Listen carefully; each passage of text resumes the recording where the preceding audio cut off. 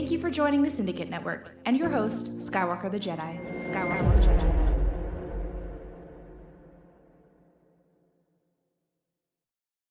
Yo, yo, yo, yo, what's going on, y'all? What's going on, y'all? It is your boy, Skywalker the Jedi, back at y'all with another one. Man, y'all could be anywhere else in the world right now, but you're here with us rocking out. So we appreciate that. You know what I'm saying? Don't we, Leon? Don't we appreciate the people being here rocking out this evening, bro? How you feeling, Brody? Man, as always, thank you all for joining the Syndicate Network, Skywalker the Jedi's channel, and yours truly, Apex Leon of TheNuGeekz. We thank you guys once again. I'm feeling great. How you feeling, bro? Hey, I'm feeling fantastic, dog. Ready to have a great conversation, ready to break down some more stuff, because we couldn't get to everything, man. Like last time, bro, that we was really having this conversation and trying to mine all of this stuff out, it was like a very, very big piece of the puzzle that I just forgot to even bring, right? This video that I want to share with the people. But once I knew that we didn't even get to kind of mine that part of the conversation out, we already knew that we were going to end up having to do a part two. And this just seemed very apropos to be like, yo, this is the time that we got to have this discussion, right, bro? Oh, yeah. No better time like the present, and you're absolutely right. There were a few items that we needed to touch. Plus, there's so much more to discuss out here in the landscape of Cape-ish, if you will. You know what I mean? Yeah, hold on 1 second, because I saw this comment. Where'd it go? Where did it go? Oh, maybe that was on yours, bro. Maybe that was on yours. Okay, never mind. Yeah, I think that was on yours. But nah, man, I am so happy to be here, man. This is about to be a dope conversation. I can't wait to have it in its full and in its entirety, right? Let's say what's up to everybody in here early. We got Planet Velt in the building. What's going on? We got DC Talk 82 in the building. What's going on, bro? We got Michael in the house. What's going on, Michael? Nights and Sense is in the building. Bat Dan Starts is in the house. Mama Bear, dog. Thank you so much for being here, Mama Bear. We got Bishop DM Williams saying, go check out that new track it just dropped called Monkey. Hey, we might have to check that out. You know what I'm saying? Because I haven't. Yeah. I have not heard that one yet. I have not heard that one yet. We got Venkata in the house. What's going on, Venkata? Send Havoc is in the building. 5150. Chris Shout Brown. out. Hey, Chris Brown is in the building, dog. That's dope, man. What's going Chris on? done pulled up. What up, Chris Brazy? Yes, bro. Chris Brown is in the building, dog. Josh Herrera is in the house, aka Mr. J. Right. Alan Belk is in the building. Shout out to you, Josh. Shout out, Alan. What's going on, Alan Belk? We got Vinci in the house. Who else is in here? Man, the chat jumping on me. Y'all killing it. Yeah, you got World's Finest in here. He said a lot of items. Yeah, now we're going to get to it because I already knew that once I left that video out, I was like, man, we got to do a part two. Right? That was literally, I remember we were done with the stream. Damn near like it was like right 2 minutes later. Yeah, it was like right after the stream. I was like, damn, I forgot to play that video. And that was one of the main cruxes of us even doing the stream in the first place, right? So yeah, we definitely gonna get to it, man. Anything that you want to share with the people before I get started with the opening little rigmarole, bro? You know, just everybody stay positive. You know, still hope in the air. Yeah, I don't know if we're gonna get into like the whole Minecraft, maybe that's another show, but just know that things are looking good. You know, stay positive. We appreciate you guys pulling up, you know, on such short notice. Always pulling up and showing love for the Syndicate Network, man. You guys are amazing. Mm-hmm. We appreciate each and every single one of you guys. All right, let's go ahead and let's get started. Make sure you guys are hitting that like button as well as sharing the content out and subscribing as well as hitting that notification bell, right? Because man, we've been seeing a lot of growth over here. That's why I'm trying to get Leon into more actively streaming, y'all. You know what I'm saying? Because I think that he should be partaking in some of this. You know what I'm saying? But we're gonna get a word, right? But we've been seeing a lot of growth in these last few months, and I just want to say, hopefully, we can keep you guys entertained while giving out some good information at the same time, right? Because that's what we do over here. We have fun while giving out information. Hashtag sell right. ZSJL to Netflix and sell Snyderverse to Netflix are the vehicle that we've been using to acquire that conclusion to Zack Snyder's DC arc over on the Netflix platform.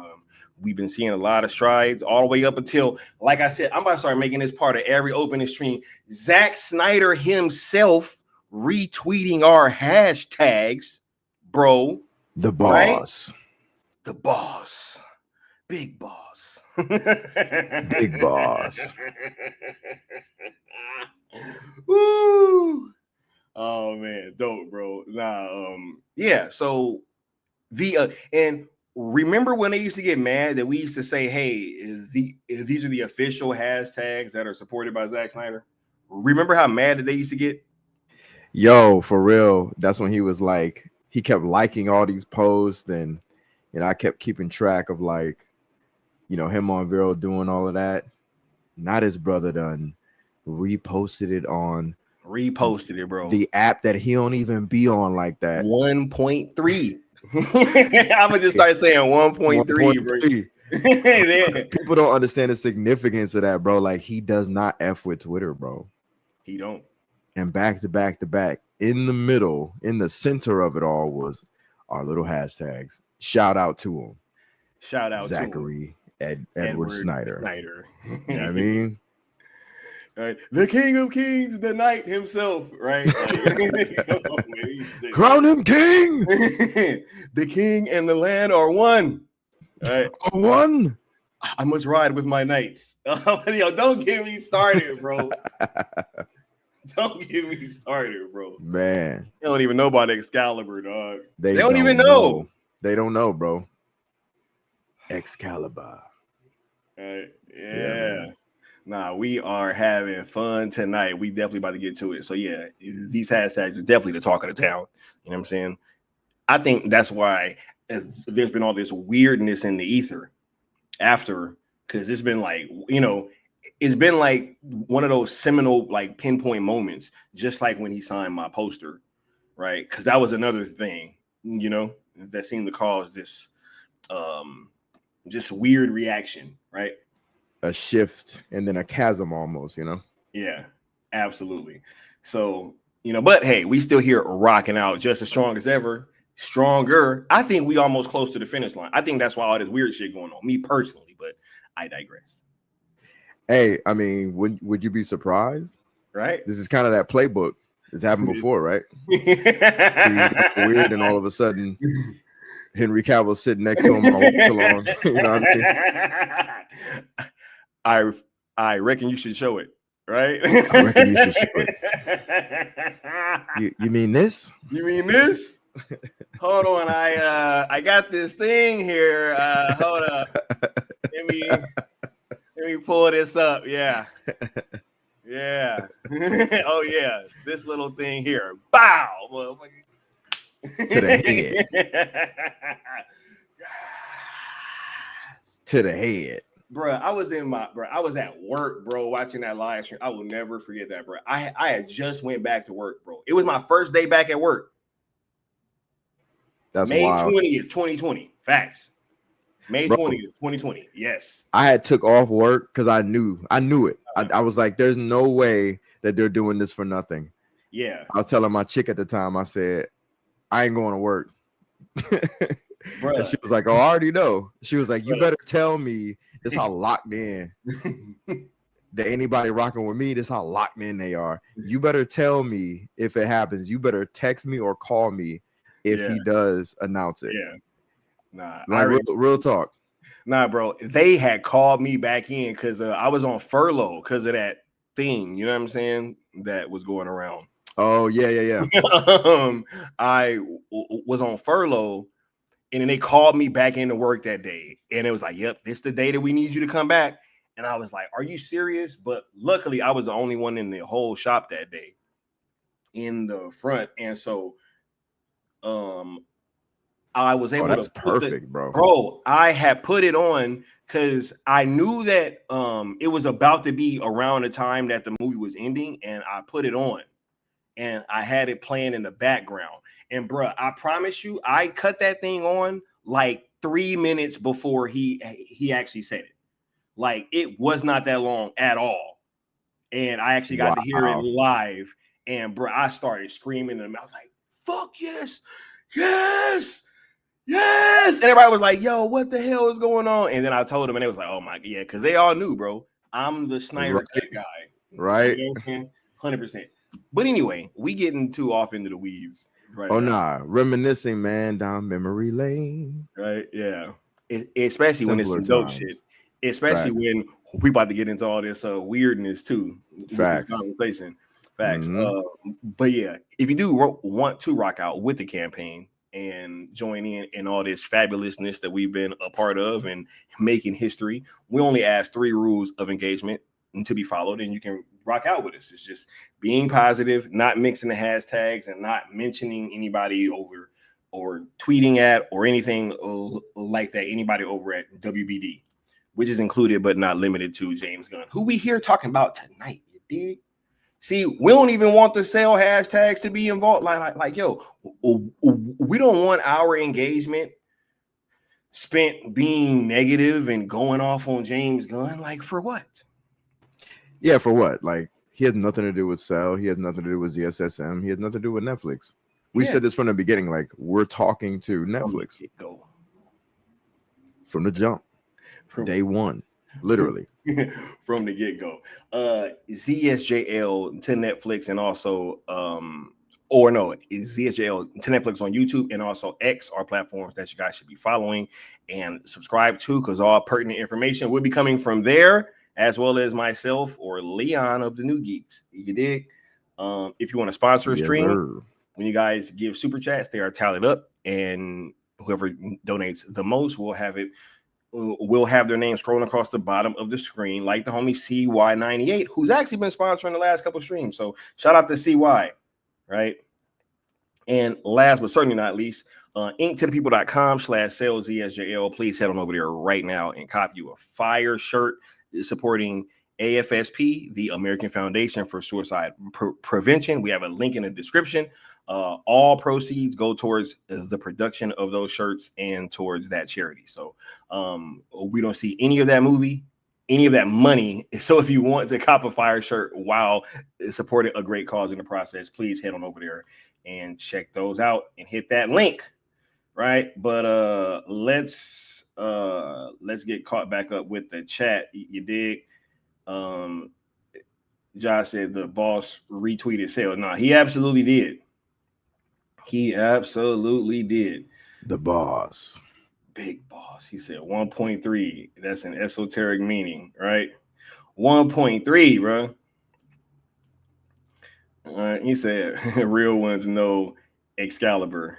All right. He said, so about that 5-minute sneak peek. Hey, we'll get to that in a little bit. We also cooked on that last night. So, right. Said balance is imminent. All right.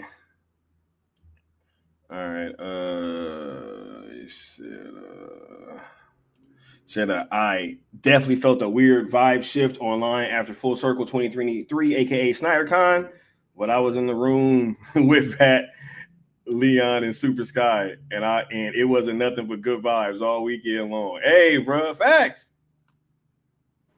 100%, bro. 100%. Facts.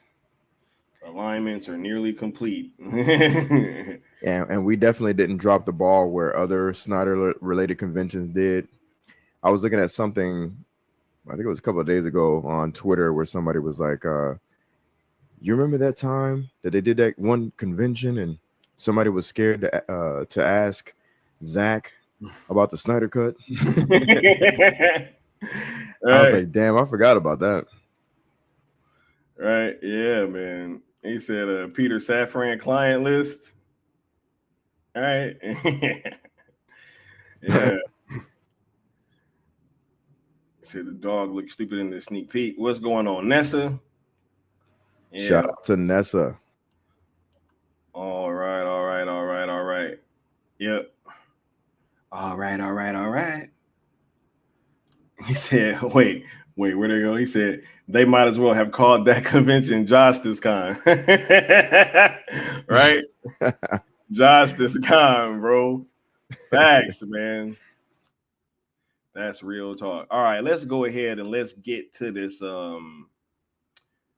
Let's get to this discussion, man. Because look, bro, not only did we not get into certain topics while we were discussing that, I mean, this situation on that last stream, but also there's been some things that have happened, bro. There's been like more screenings that have happened. We've seen some more from this Superman movie, and it just kind of going from that last stream to now.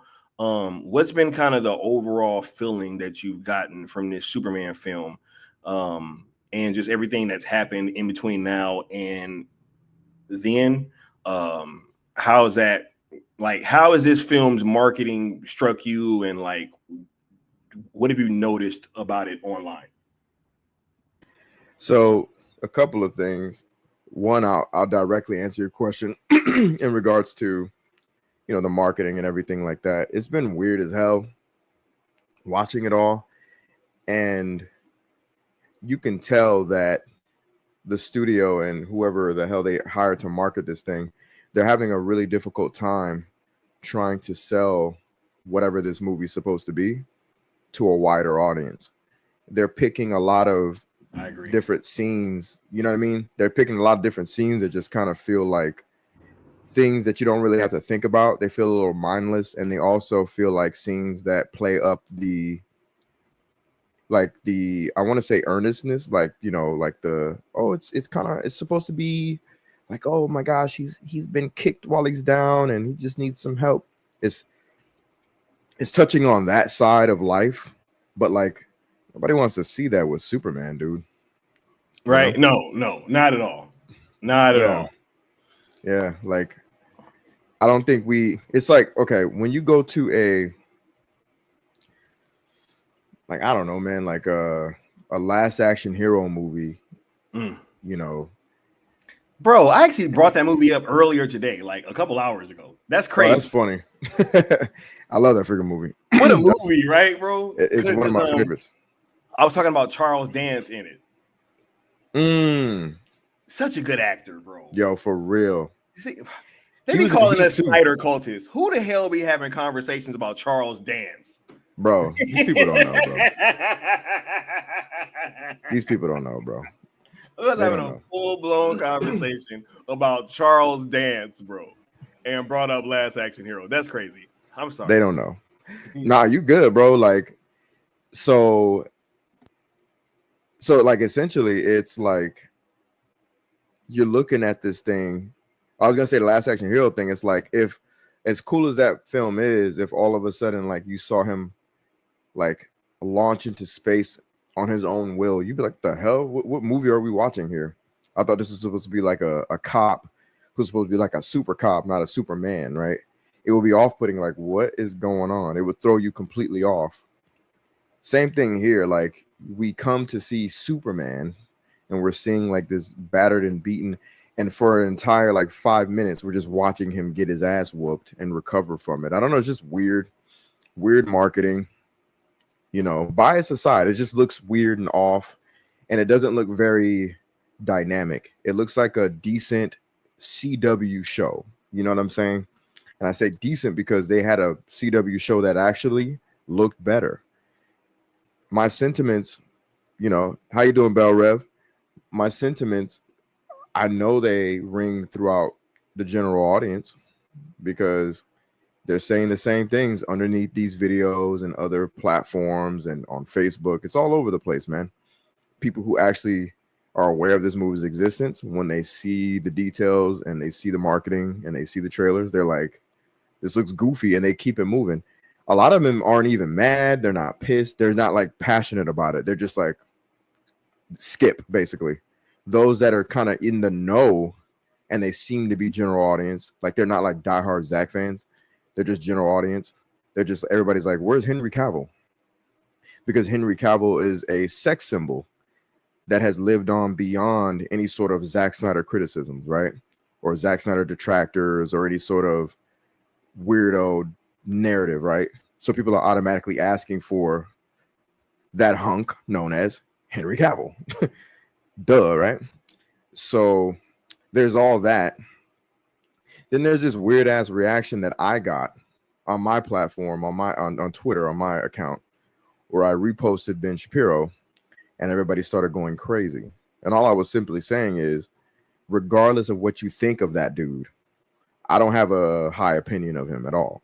And I'll just leave it at that. I don't, it is what it is, neither here nor there.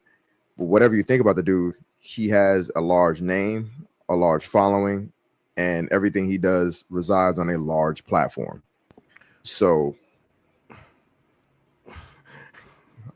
bro, this is the second large platform. Because first it was Joe Rogan. Thank you. And everybody was trying to downplay him. Yep. Like, yo, who cares? They're washed up comedians. Who are these people? Right? Yep. That's how they were when Joe Rogan said that. And he has a huge platform too. And it's the same thing. It don't matter what you think of these people personally. They have massive, massive platforms. And that is the point of bringing them up and having conversations about their opinion. It's not an endorsement of them, and it's not a slight against them either. It's just to say, if the mainstream audience is not rocking with this film in droves, because they're just not. I'm sorry. No one's out here like screaming down the street, metaphorically going, yo, we got to go see this movie, dog. We got to go see this movie. Every time it touches the mainstream, they either go, or they go, that looks trash. Then you get larger platforms like Joe Rogan and Ben Shapiro saying this movie looks like trash, and they're clowning it. That is not a net positive for the film, is my entire point. No matter what you think, no matter what biases anybody has, this is not a net positive for that movie. It's in fact potentially a net negative. And those are pretty much my thoughts so far. Yeah, man, this has been crazy, bro. It's almost like everybody that trashes this thing, see, it's either one or it's another, right? Because you're either a Snyder cultist or because I was getting this weird response during cartoons and cereal this morning where I had this account in there trying to convince me that, oh guys, I've lost hope for this film flopping because there's all these people that was in Ben Shapiro's comments and they were disagreeing with him. I'm like, first of all, not only does that not matter, you know what I'm saying? Because a lot of these fucking accounts be bots and all that stuff like that. I'm like, but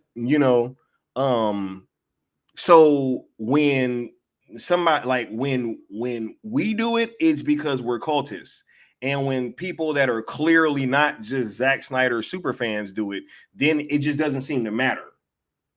Right? So it's like, okay, which one is it, man? Like, it just always seems like there's no type of responsibility being put on James Gunn for him probably making a divisive film, right? Like, that just seems to be the one thing that we keep trying to do is absolve James Gunn from any type of responsibility, right? It's like, yo, if this film flops, it was the Snyder cult's fault, right? It was the Zack Snyder fans' fault, right? You even have people like Angry Joe pushing that narrative recently, which was insane. That in 2025, we're literally still having these fucking conversations. That's crazy, bro. Yep. I'll say this too real quick because I just saw something that Bat Dan said that just triggered a thought for me. he said, what was it? If I can highlight it, he said, "Well said. Regardless of my political stance, I can respect a large following that is good for a cause." I'll say this, like, this has nothing to do with, and I'm not knocking what you said, Bad Dan. I agree. What I'm saying is, like, a lot of people are taking this as sort of like either a religious stance or political stance or some sort of sociological stance. It's none of that. It's simply, despite what anyone thinks of whoever says something, if they have a following, it doesn't matter. Their large following is going to respond according to what they say, right? Like, that's it. No matter if you like the guy or not. And furthermore, people saying, "Oh, people like Ben Shapiro didn't like the Barbie movie and didn't like Black Panther."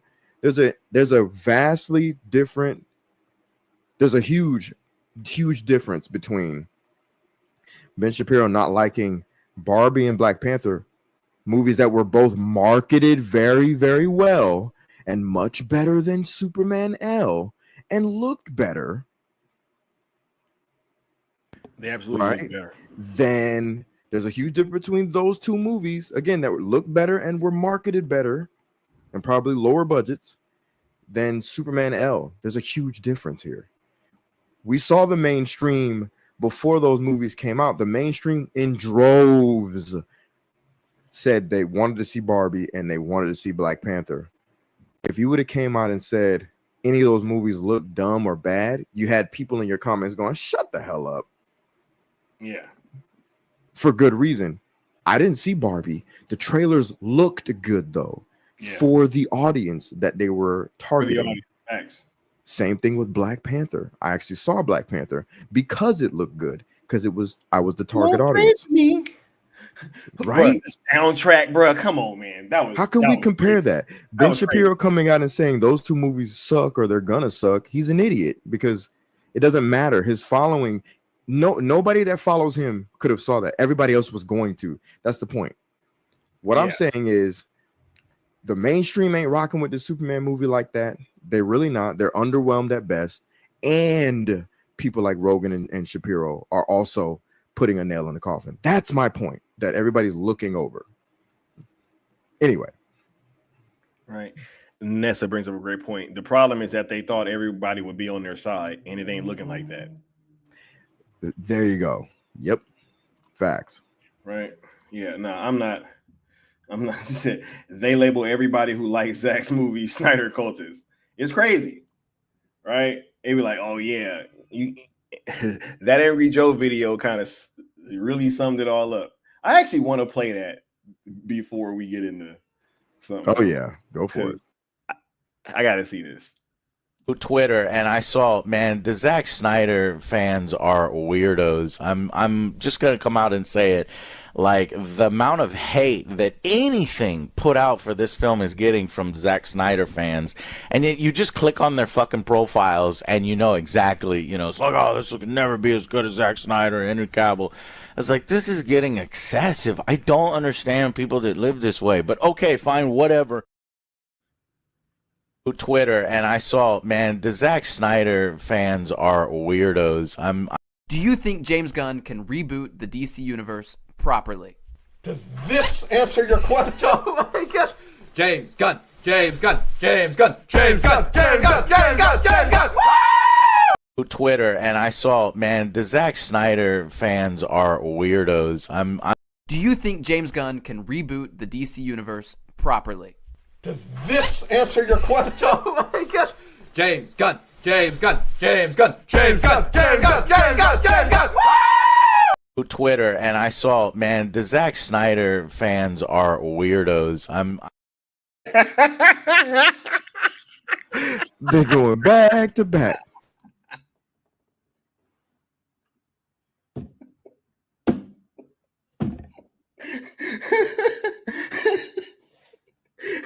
Yo.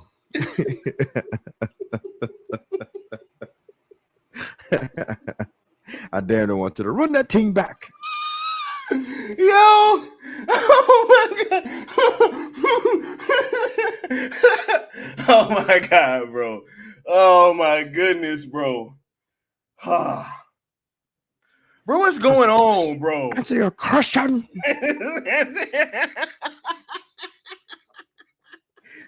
Question spelled with a CRESHIN. Oh man. Hey, I'm getting better at this video shit. You know what I'm saying? Yeah, that was that was see superb. that, right? Bravo. Bravo anyway, on that. Man, let's go.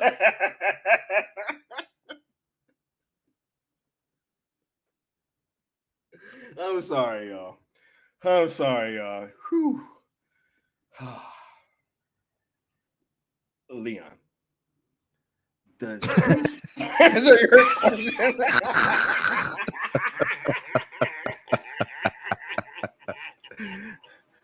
Zack Snyder. Oh my god, bro. Damn, dude. Yeah, that's crazy. Whew. Yeah, you guys are weirdos though.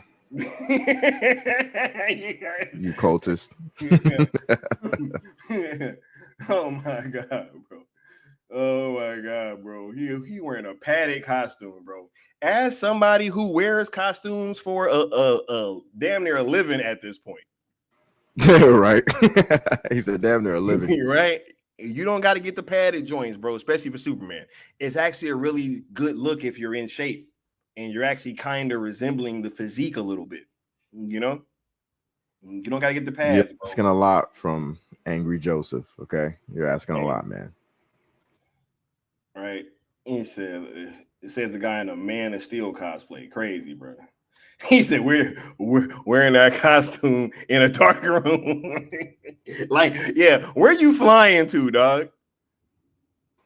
And then, like I said the other day, man, like this dude who calls himself Angry Joe and he's getting mad at people that are cooking a movie.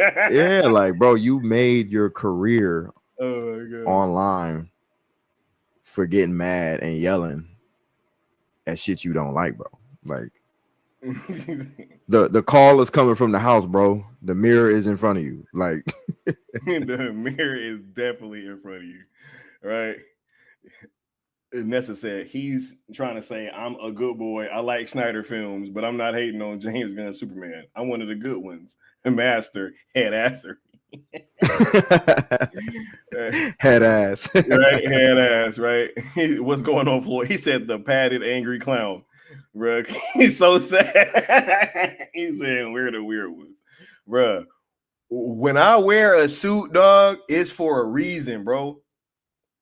We getting to it. When that suit come out, you know what I mean? Absolutely. When that suit come out, it's going down, bro. I ain't wearing that shit for a stream, dog. He's sitting there in a Zack Snyder sitting down suit talking shit about Zack fans. That's crazy, bro. Bro, That's just the wild. optics of that, bro. That's just wild. The optics are crazy, bro. That's wild. In Gunn, we trust. All right, he said, can't be a pot calling the kettle black. Wow, sitting there in a damn Man of Steel suit, no less. He said, they whack, they twisted, they girls, oh, you broke the kid ain't yours, and everybody know your own man think you're stupid. You be like, so I love that baby mother. I never let her go. Basically. Yo, facts, man. Hey, look, y'all know what happened when them big super chats come out. I'm sorry. And y'all also know that I love playing this drop when we on James Gunn streams because it just feels so apropos. But facts. We'll be back in a second.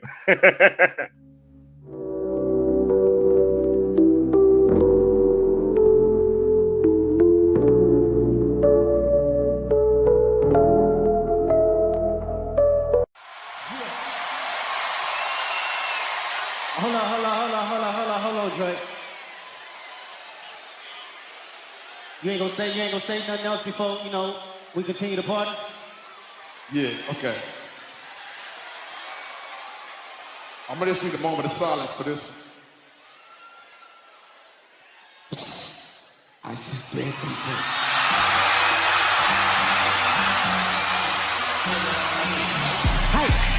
Posted on a beat, how deep, bro. Any rap nigga, he a freak, though. Man down, call an ambulance. Tell him breathe, bro. Nail a nigga to the cross. He walk around like, what's up with these jabroni ass niggas trying to see Compton? The industry can hate me. Fuck them all and they mama. How many op really got? Mean it's too many options. Finish pass on his body, I'm John Stockton. Beat your ass and hide the Bible if God watching. Sometimes you gotta pop out and show niggas. Certified boogie man, I'm the one that up the score with him. Walking down, whole time I know he got some pulling him. Extra shit, bully devouring him. Say Drake, I hear you like I'm young. You better not ever go to cell block 1. To any bitch that talk to him and they in love, just make sure you hide your little sister from him. They tell me Doug's the only one that get your hammy down. And party at the party playing with his notes now. And Papa got a real case, why is he around? Certified lover boy, certified pedestal. Drop, fuck him up. I'ma do my stuff. Why you calling like a bitch, ain't you? Trying to strike a chord, and it's probably...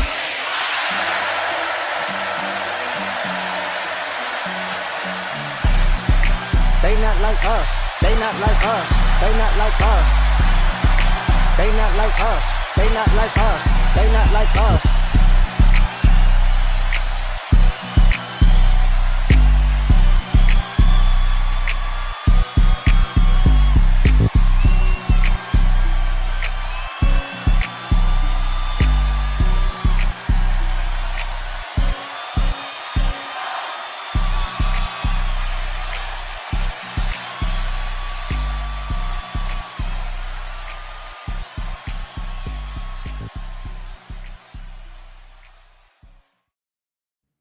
Oh my God, bro. Look, Man, gotta love it. bro, I gotta do it one more. Twitter, and I saw, man, the Zack Snyder fans are weirdos. I'm Do you think James Gunn can reboot the DC universe properly? Does this answer your question? Oh my gosh. James Gunn. James Gunn. James Gunn. James Gunn. James Gunn. James Gunn. James Gunn. Stuff. But Marvel fans, above all else, you have to go support this movie. It's more of us than it is of them. And they're already tearing down a project that more than likely is going to be great. So if you are a Marvel fan and you have love for DC, when this movie comes out, please go watch the movie. Yo, but when we say, oh, maybe it's fucking bots and paid propaganda that they're using to try to go make people see this movie, people want to call us crazy though, bro. But you got fucking Marvel fans openly trying to... Marvel fans, look, it's up to us to go save this movie. What the fuck would you want to go save a movie for? What the fuck? Dun-dun-dun, dun-dun-dun, Marvel fans. Dun-dun-dun, dun, cue the Avengers music. The fuck, bro? Like, yeah, that's I don't know, man. Like I applaud the dedication, I guess. What the Marvel fans, I implore you. We gotta step up. Show me DC fans how it's done. We gotta support Superman. Like, yo, what the fuck? What? I've never heard that in my life, bro. Back when like I used to be having these discussions with Stino, because like, especially after Josh's league, he was checked out. Yeah, you know what I mean, I can see that. You know what I mean? And like the up and down stuff of like how these things started going, and you start getting like birds of prey and all that, you know, it's all right. You know, we obviously know how that was been going at that point. So he was like checked out, and I was that one like, nah, bro, it's this thing called the Snyder Cut, this other version of the movie, and he used to believe me, of course, but he was like, oh yeah, you know, he's never knew if it was gonna come out. You know what I'm saying? Right. And he's like, yo, this is what I'm actually like seeing, right? But that is a great point that is that you brought up earlier when we were on the phone talking about this, and I wanted to highlight that now. Bro, Marvel fans typically don't give a shit about DC movies like that, bro. Facts. I think I said it the last time we streamed together too. Oh, if that was on the stream, I could have sworn that was just during the conversation. But yeah, I don't know, maybe who, but go ahead. Go for it. Yeah. If you look at just the history of it, bro, because when DC was coming out and they was doing their stuff, I use Stino as that prime example. He didn't give a shit about what was going on over there, bro. Right? Especially when the MCU is at its peak and it's going into Infinity War and Endgame and all that stuff, right? Like that stuff had a crowd of people that typically just didn't give a fuck about what was going on over at DC, bro. So like the thought of like now all of a sudden trying to have Marvel fans come save a DC project, it not only reeks of something weird going on, but I don't think it's just ever been the case that it's been happening anyway. Like, you want to divulge on that a little bit? The last part I didn't hear because I was reading this comment that I just started because I swear to you, bro, that has been in the back of my mind for weeks now. What was the last thing you just said? The last little sentence. Pretty much talking about I don't even remember now, man, because now I'm watching this thing too. Right? Yeah. Didn't that just throw you off when I read that? I was like, says I really think that WB and Gunn will inflate the box office numbers the same way how Disney did with Captain Marvel. Well, I will say this, right? If they do choose to do that, because here's one thing that you can, I have said this many times on stream. I have said this many times, many times. In any field of any career, like, or any endeavor, or however you want to break it down, whatever you do, it is easy to fool the public and to fool novices. What you cannot fool is your peers. So if they're going, like, I'm pretty sure everybody in the industry knew what happened with Captain Marvel. Pretty sure.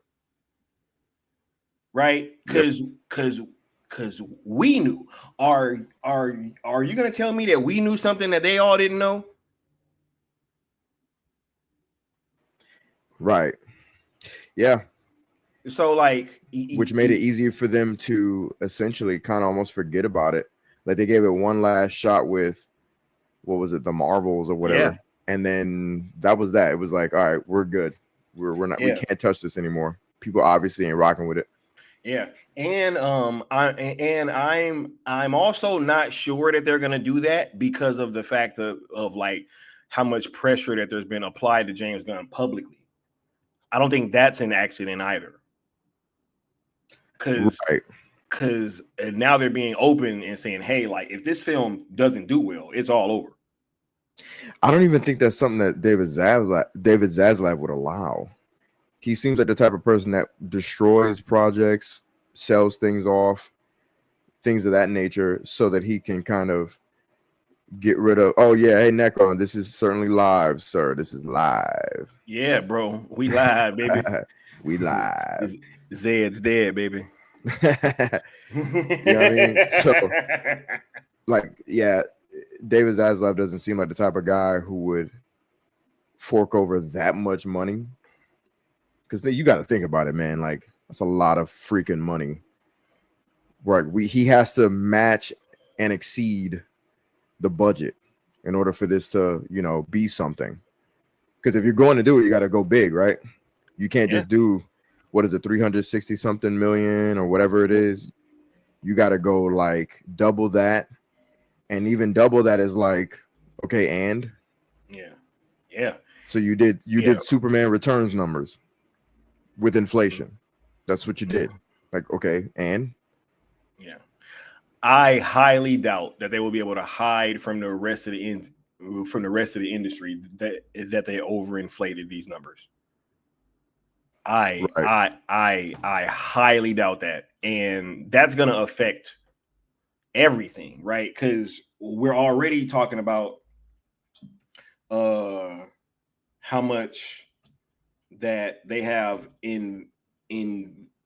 invested in this thing, but also the fact that they're probably about to get sold anyway.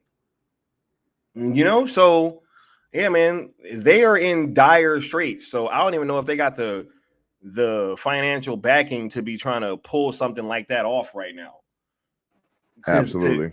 Because that takes a lot of resources, Right? Yep.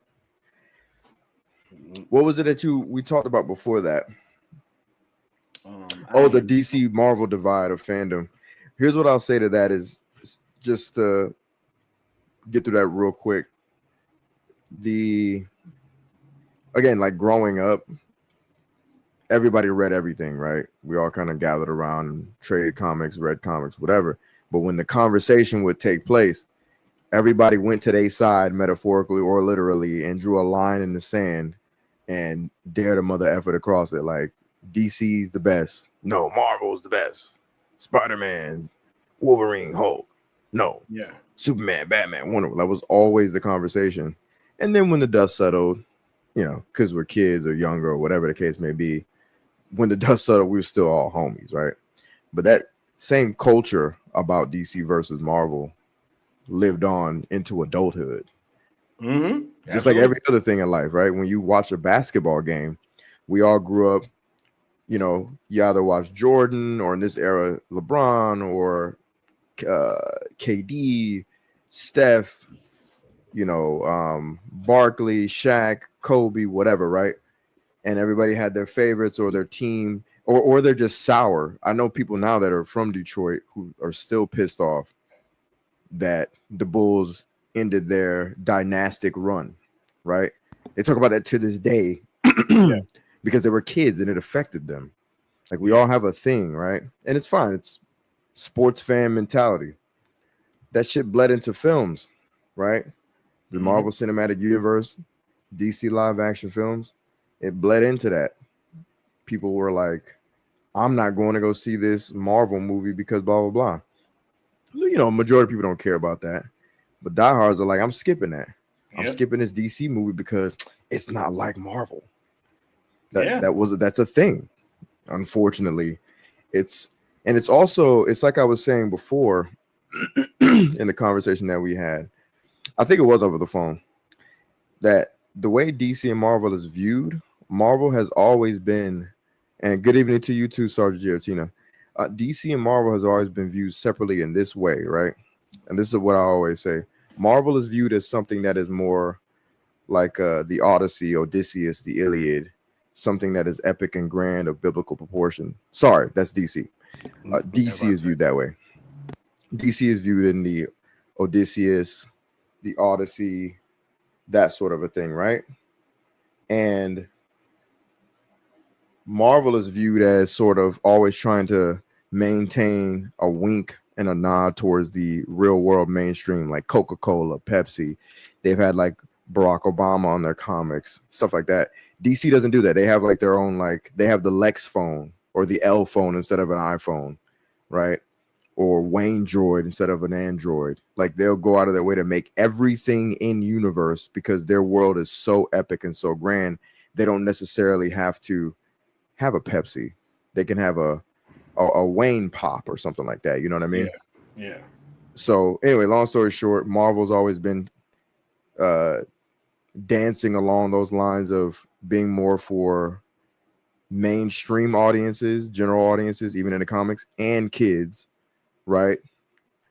With some epic action shit in between, right? DC has been epic in the sense of grandiose, theatrical, stakes, gravitas. Like, it's, you know, that's DC in a nutshell. That's the splinter. And those the fans realize this. Kingdom Come, bro. I always use that, bro. That's my favorite shit, bro. Yeah, that's among, when we talked about it the other day, that's among the books. When you think DC, you always think their most grandiose, epic. You think Kingdom Come, you think Watchmen, you think The Dark Knight Returns, you think Batman Year One, you think even like the Death of Superman, you think the Multiversity from Grant Morrison. You think their Vertigo line with John Constantine, Swamp Thing, even the Flashpoint paradox, bro. Like, that's Flashpoint, and that was a Jeff John comic. That's crazy. Guess what? Shout out to that comic. It's a fucking dope comic. It's grandiose. It's operatic. You know what I mean? Like, when DC operates in that Zach realm, was going to use Thomas and Martha Wayne. He sure was. He was going to use that, bro. Until Jeff Johns got out of pocket. If you know, you know. tune into part 1 of this journey here for that news. But long story short, DC has always felt separate from Marvel and vice versa, and their audiences know this. This isn't new, right? There's a culture in both. They're not the same. They're similar, but they're not the same. Yeah. No, Marvel has had that. We're just talking about like overall, that's not been their steez. You know what I'm saying? Yeah, Bishop. Bishop is such a Marvel guy. Bishop, listen, bro. Listen.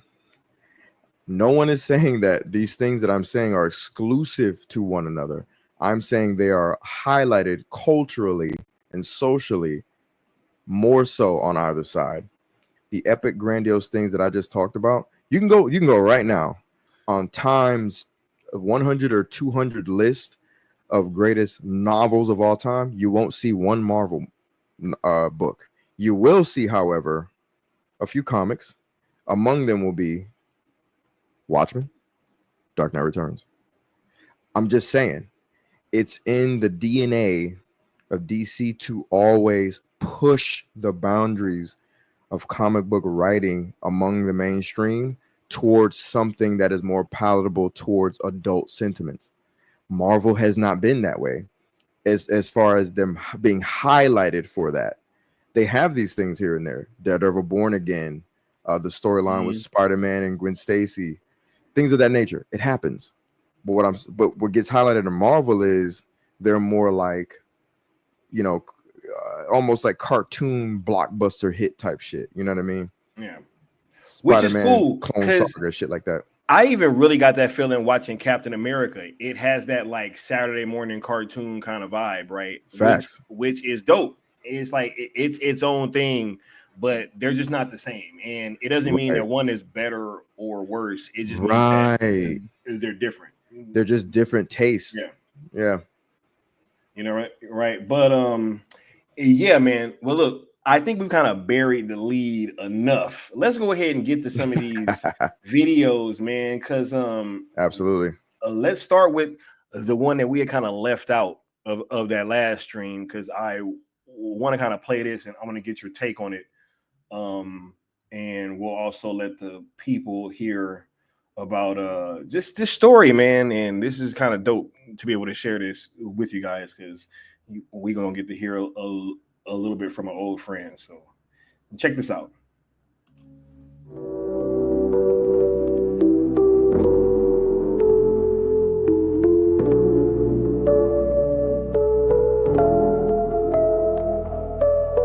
I saw your thumbnail, yeah. Because here's the thing. Before you get into saying what you're going to say, I have very mixed feelings about James Gunn. Yeah. I knew him when nobody knew him. Yeah, he was a nobody. Yeah. He had just written Scooby-Doo and nobody knew who the fuck he was. And he had a blog. This is before even MySpace. He had a blog, and I would read his blog. And I even back then, back before MySpace, I was shaking my head about James Gunn because he posted this story about him and his brother at Six Flags. And his brother, the actor, was hemming and hawing about getting on this ride at Six Flags. And this 12-year-old girl that was standing in line behind him says, "Hurry up, pussy, and get on the ride. There's some of us that are still waiting." And James Gunn wrote, "Oh my God, I can hardly wait till that 12-year-old girl turns 18 so I can fuck her." Oh my God. I laughed and then I went, "Oh, what?" Yeah, exactly. And he's been doing that shit for a long time. And I got to tell you, when he got put on DC, I consider him right up there with Taika Waititi as far as being an irreverent person.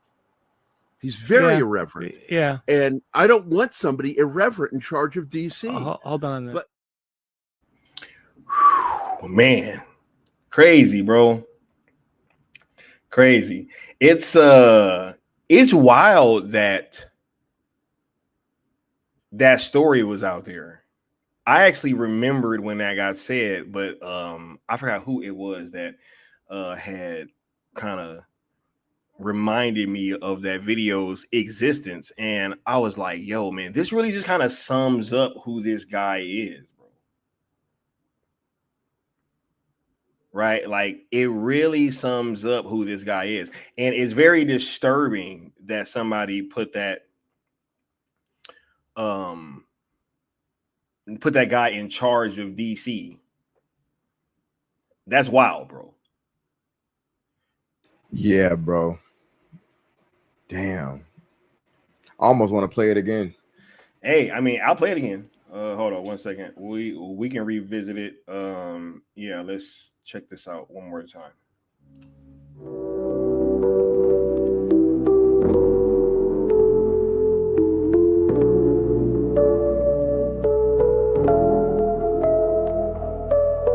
I saw your thumbnail. Yeah. Because here's the thing: before you get into saying what you're going to say, I have very mixed feelings about James Gunn. Yeah. I knew him when nobody knew him. Yeah, He was a nobody. He had just written Scooby-Doo and nobody knew who the fuck he was. And he had a blog. This is before even MySpace. He had a blog, and I would read his blog. And even back then, back before MySpace, I was shaking my head about James Gunn because he posted this story about him and his brother at Six Flags. And his brother, you know, the actor, was hemming and hawing about getting on this ride at Six Flags. And this 12-year-old girl that was standing in line behind him says, hurry up, pussy, and get on the ride. There's some of us that are still waiting. And James Gunn wrote, oh my God, I can hardly wait till that 12-year-old girl turns 18 so I can fuck her. Oh my God. I laughed and then I went, oh, what? Yeah, exactly. And he's been doing that shit for a long time. And I got to tell you, when he got put on DC, I consider him right up there with Taika Waititi as far as being an irreverent person. He's very irreverent. Yeah. And I don't want somebody irreverent in charge of DC. Hold on. But crazy. But yeah, bro, what is your take on that? And yes, South Cali, you be clipping all kind of stuff. I don't think people be tripping, you know what I'm saying?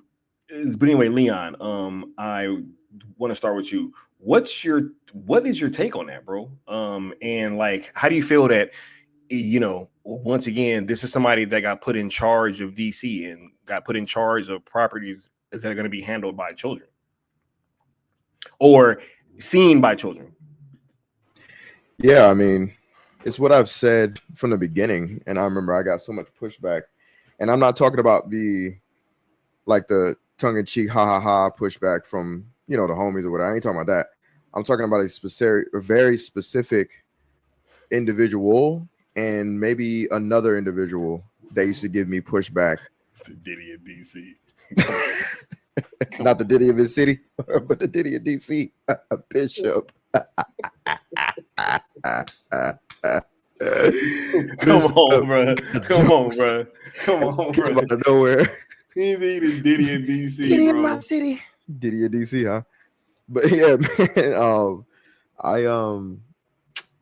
I used to get pushback from a very specific individual about James Gunn. And G Diddy, bro. I'm done, bro. Hold on, bro.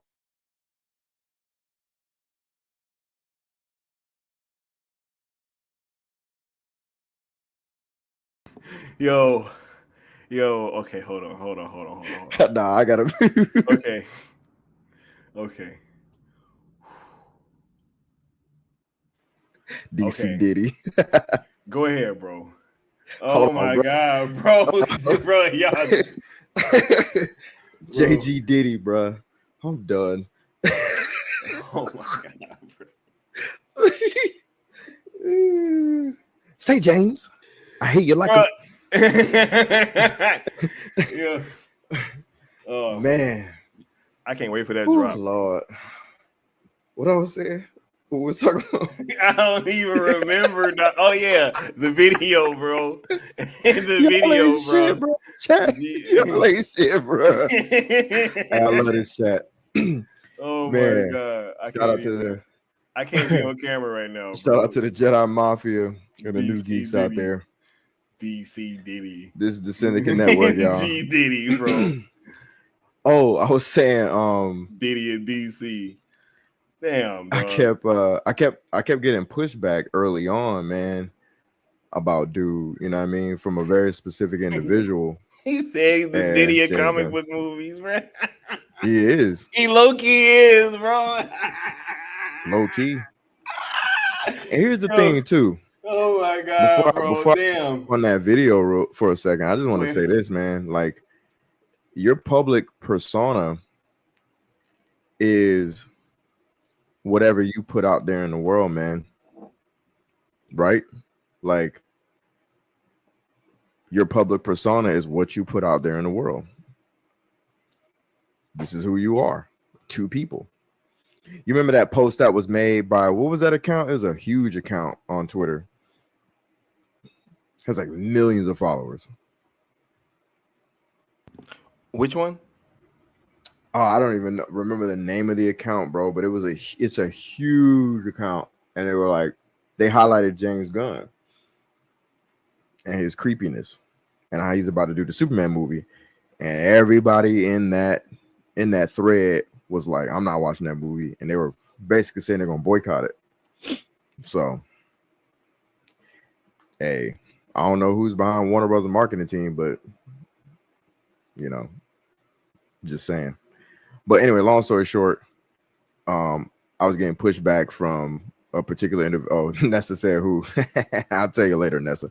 I was getting pushback early on, day one, about Gunn, and he was getting the Diddy comic universe, bro.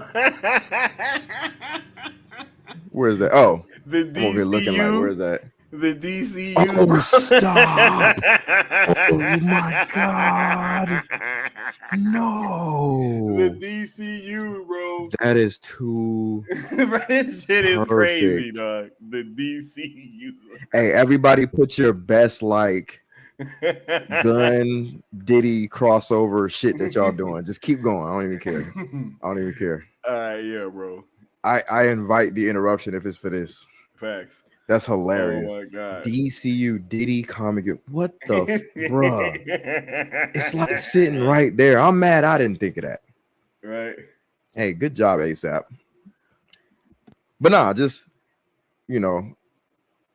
that clip is crazy, man. And again, I've been saying since day one, like I can't trust anybody who has who's anywhere near that sort of culture, antisocial, illegal, egregious, disgusting frame of mind. Like I can't. I couldn't begin to protect a person like that. I couldn't begin to endorse. You know what I'm saying? Like, at best, I can ignore you. But if you tap me on the shoulder and ask me about the guy, I'm gonna be like, "What? Why? Why would I watch his stuff and endorse his stuff like that?" You know what I'm saying? Dude's a weirdo. Dude's a creeper.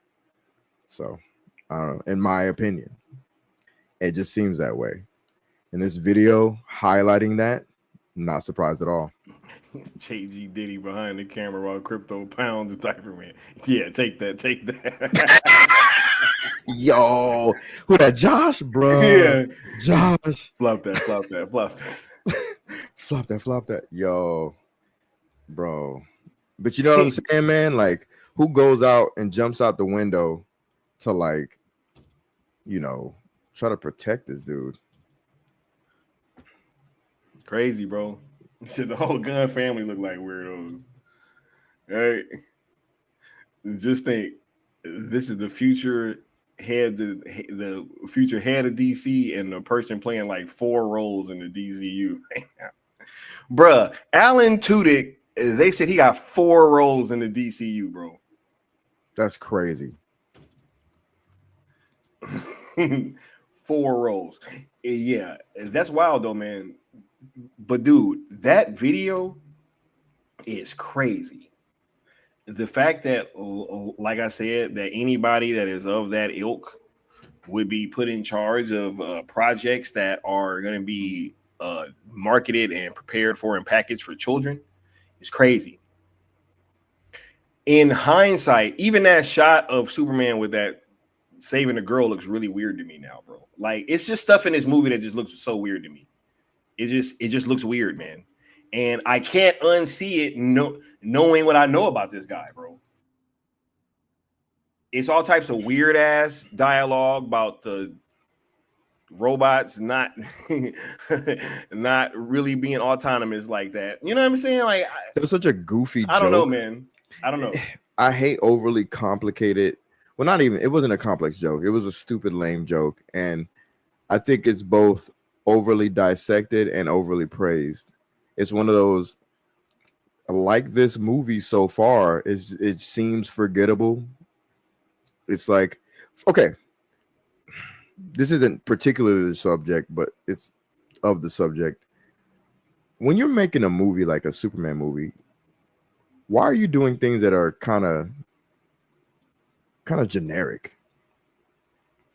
If we're watching a movie about Superman, it should be the day in the life of Superman, and we're upon this day or days, we're seeing epic things happen, right? Every other day that we don't watch Superman in the theater, in our minds, he's doing the laundry, saving a cat out of a tree, paving a road somewhere, you know, doing Superman shit, you know? Yeah. Being useful. Right. But when that camera turns on, mentally we are pretending like we just so happen to see him in this epic moment. That's why this movie is here. Right? For at least a week out of the 365 days of the year. In this week, this crazy shit happened. Wow, this is crazy. Good movie. End credits, blah, blah. This movie feels like every little in-between moment that happens with Superman, we're just going to throw it in there. Like, it's just kind of goofy. I don't know. That's what it seems like, at least. It feels that way. And that's what trailers do. They make you feel things, and they make you try to surmise what's about to happen. You know what I mean? Like, I don't know. That was just a thought that just popped in my head. I just had to get that out. Yeah, nah, it definitely feels goofy, bro. This movie feels goofy. Superman being harmed by the sun feels goofy. It looks goofy. But to me, that kind of begs that question of like, is this him trying to like, oh my God, well, Zach was being super scientific, so I'm gonna have my Superman have to get healed by the sun in a magnifying glass. You know what I'm saying? Like that's how he's gonna recharge, and it's gonna hurt him. It's like, bro, come on, man. Superman has gone to the sun, bro. Bro, that's literally, come on, All-Star Superman. He walks the surface of the sun, and then he gets exposed to too much, and you know, it starts to harm him later. But he's not walking in the sun going, like an absolutely idiot. Not. Right, and I'm pretty sure that was way more magnification than whatever that damn magnifying glass was able to do, bro. Facts. I'm pretty sure being on the surface was much more strenuous for him, right? But yeah, no, it just that was definitely a clip that I wanted to get to and kind of give my take. But if we'll go ahead and continue a little bit, I want to play some other like odd reactions or just maybe some kind of curious ones too. But let's take a look at R&B real quick. Coming out, the studio is really bullish on this. You know, the thing about Superman is, in our space, I've only heard from people who work within the industry that Superman is really good. That's all I've heard. I've heard, you know, the people that have poo-pooed it, at least that I've heard from the industry, are not poo-pooing it in a way that I believe is bad. It's more like they're like, do you think it's really wise that a superhero movie, they're betting a new. If the movie's good, like you always.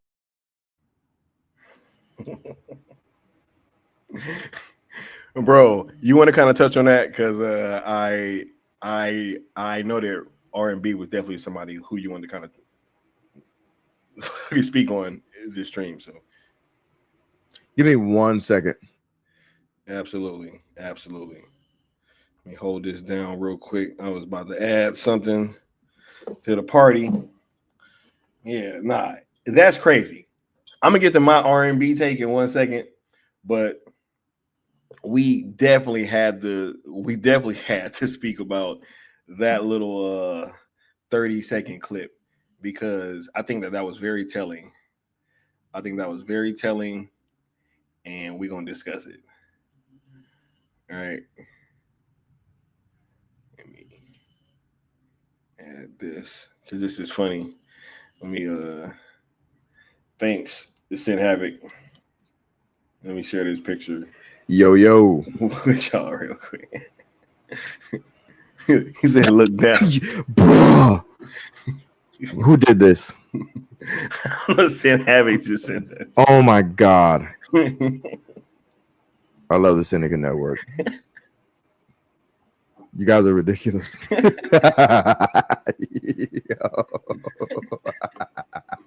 Y'all are ridiculous. Y'all. Oh my God, bro. I love it. Oh my God. Goodness gracious. But look, bro, hit the like, man. Hit the share. Hit the subscribe. My goodness. You want to go ahead. Channels. You want to go ahead and you want to speak on that video, bro, with R&B saying from people in the industry that have seen it. They've all said it's good. And if they haven't said it's good, it's not really in a bad way.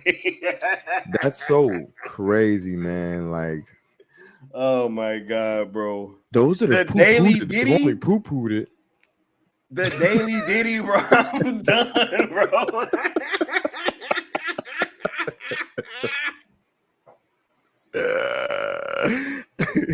Take that. Oh my God, bro.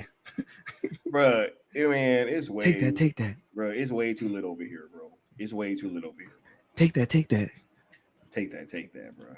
The DC Diddy. Ding ding ding ding ding ding ding ding ding. It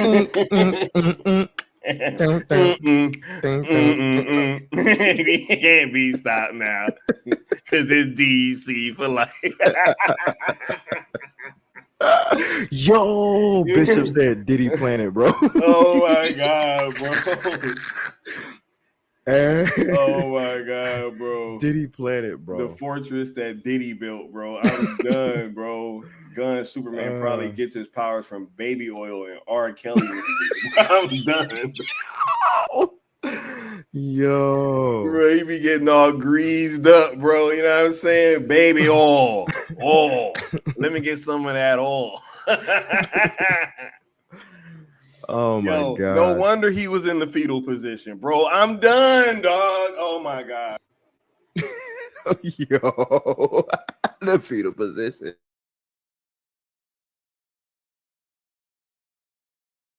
The planet of Diddytron, bro. Oh my God, bro. Super Diddy. Bro. He said we gotta check for that white bunny costume lurking amongst all the white bunny. He said, bro. Oh my God. You mean that one, bro? Yo, oh my God, bro. Oh my God, bro. Hey. This picture gonna just keep haunting this dude, man. This is crazy, bro. He said a lot of freak offs going on in the Fortress of Solitude, bro. Them robots assisting underneath you. He said them robots don't get tired, man. Bro, this is crazy. Wait, what? Hold on.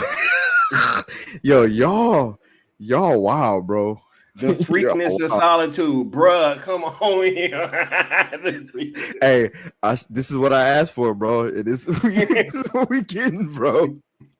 Hey, the chat said you taking these Diddy shots. You taking these Diddy shots. Take that. Superman gonna be begging like Keith Sweat, bro. Oh my god, bro.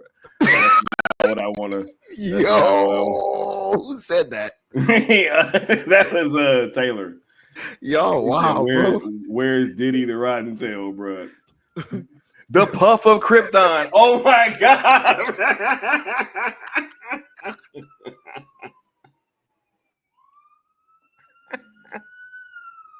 Yo. Oh my god, bro. Oh my god, bro. Oh my goodness. That's crazy. Oh my god. He said Diddy in that bunny costume, bro. Oh my god. He said Diddy snuck out of prison, bro, and was at the premiere. He said he was at the premiere, bro. He said y'all thought I wasn't gonna be here. Bruh, he said Bugs Diddy. Bruh, Diddy made James Gunn walk for cheesecake, bro. Hey, bro. Oh my god. Diddy of Solitude. That's funny. Oh my god, bro. Okay. All right. All right. The rails we have went off them. Bro. Now, wait, what was we even talking about, bro? I don't remember. Robert Meyer Burnett. Oh yeah, the R&B thing, bro. Yeah. I asked your take, and you had said, "Hold on." Yeah. So, what's your thoughts about that video, bro? It's BS. It's total BS. Like he basically trying to say like there's no negative, that no one has a negative opinion. But Puff of Steel, y'all wow. No one has a negative opinion. Like, come on, man.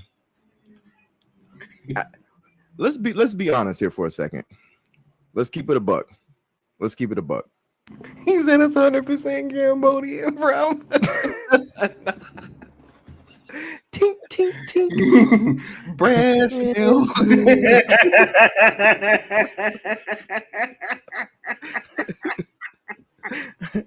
I can't believe it. It's 100% Cambodian. Right? Oh my god, bro. I can't believe it. Go ahead, bro. Yo, Let son, me get this shit off the screen. he got 100% Cambodian. Oh my god. I can't believe it. But nah, shout out to Chappelle's show. Puffy Gun production. Y'all wow. Nah, it's BS, man. Like, there's no way that with all of you make my day. Yes, man.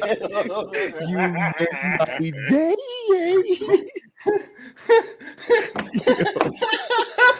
Bro, oh my god.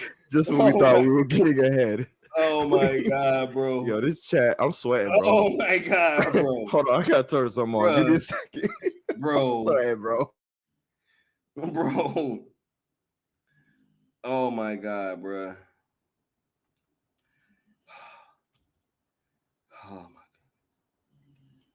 Oh my goodness, bro.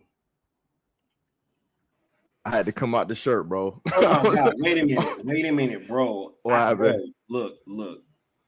You didn't even see the bottom of this, bro. What is that? Because I didn't see it, bro.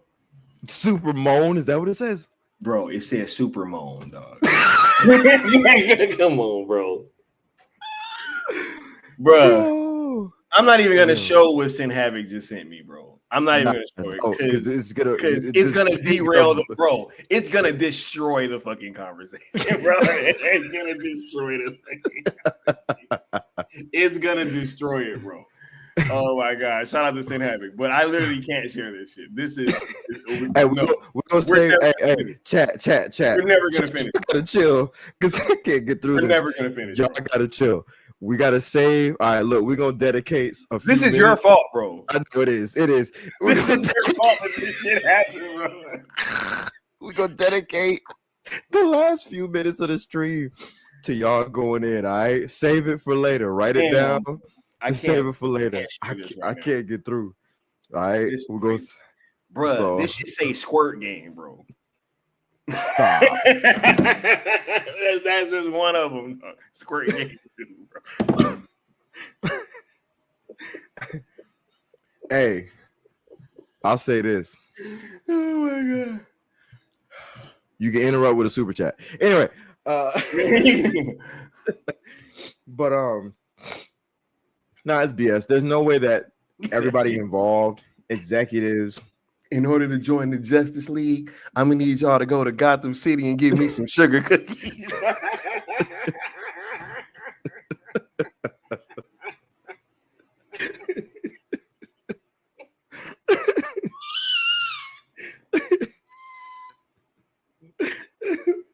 Oh shit! Yo, Stop. look! Stop. Look! Did he drop a list, bro? Oh my god, bro! Bro, stop it! Y'all, stop it, man! Stop this shit right now, bro! Stop this shit right now. I'm not lying when I said I had to come out my shirt. Oh my god, so I'm serious. getting hot too, bro. Damn, That shit is hilarious. Yo, laughter really does make you like work out a little bit. God dang. This is crazy. I need y'all to go to Gotham City and give me some sugar cookies. Oh my god. Whew. Oh Lord have mercy. What if he really did that to the cast members, dog? It was like, yo, y'all motherfuckers gotta walk to Burbank. They gotta walk to fucking gotta walk to, I don't even know. Gotta walk to the valley. Anyway, bro, what were we talking about, man? R&B video, bro. Damn.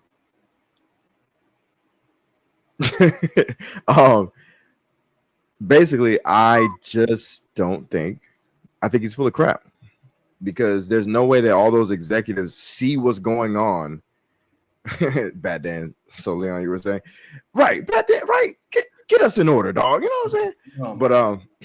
But no.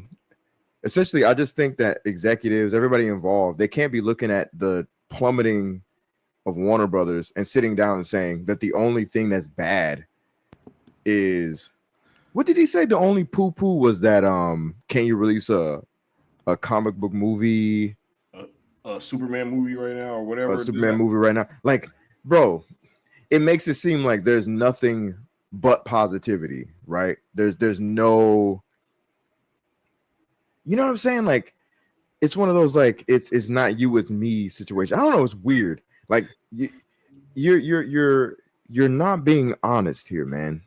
Like, and if he is being honest, right, then he doesn't know that many people in Hollywood, and he don't know that many people in Warner Brothers, because there's no possible way. Because they've already come out with reports saying the opposite of what he's saying. Multiple reports, bro, from multiple people that are all saying the same thing. There's no way. Bro, she called him R&B Kelly, bro. Bro, hey, that was a good one. Yo, hold on. That was a good one. I actually, you know what? Should I touch on that right now? No, I'm gonna wait. I'm gonna let you finish. Go ahead, bro. You already know where I'm going, bro. Nah, I feel bro. Yes. Yeah, because I actually all the time. It's like, what? I actually really want to ask that question that I brought up when we was on the phone. Yeah. Go ahead. Nah, you should, bro. You should. But nah, just long story short, just to wrap it up, man. There's no way that if he knows the amount of people that he acts like he knows, Diddy Mobile, that he acts like he knows, that he could just say that, unless people are just lying to him. That cannot be the only concern of people in the know in Hollywood and Warner Brothers with this film. There's absolutely no way that that's the only concern. Is that, do you think it's the right time to do this, or whatever he was trying to allude to? You know what I mean? Yeah. Crazy, bro. But look, I have a question that I would like to ask, not only just you guys, but I would like to ask our R&B this as well, because this has been something that I've noticed, right? I'm laughing already, but let me mute. For the second time recently, our Robert Meyer Burnett has taken a conversation about superhero movies or comic book movies or something, and he keeps bringing up cunnilingus for some reason, right? I have no idea why this guy keeps bringing this up. You know what I'm saying? Like, why that seems to be his go-to. Like, why we can't have conversations that are independent of sex about like comic book movies. Crazy, right? You know what I'm saying? Like, it's super weird energy, man. He's real good friends with James Gunn. This is weird, yo. Like, this is the second time he's done this. Y'all heard me, because I will never forget this. I was talking about what he had said, and everybody was like, no, somebody in the chat said, yo, this stream is crazy, right? Pretty much talking about like what we were talking about was like wild, which is wild. And I feel like we only have these kind of discussions when we're discussing Robert Meyer Burnett, and it's super weird, dog. Like, am I tripping, or like, is it weird that he keeps going to that same thing of cunnilingus when we're discussing the Superman movie, bro? No, man, you're not weird. Like, it's a couple of things. One, he's just trying to act like he's that guy. You know what I'm saying? Like, man, weird, I get mine, so I'm gonna bring it up in a way that had nothing to do with the topic, to try to act like those that have a differing opinion are nerds that should be shoved in a locker and they're virgins. Like, he's hinting towards pardon me, he's hinting towards that kind of energy. And it's like, bro. He said, I don't know what they got to do with Superman, bro. Dude, he did it again, bro. Just like a couple days ago. I don't want to bring up the tweet because I don't even, because it's weird. Yeah. Like, but it's like, nah, he did it again. I'm like, bro, why the hell does this seem to be on your mind that much, bro? He's trying to do that thing where he's trying to separate. Diddle me this, diddle me that.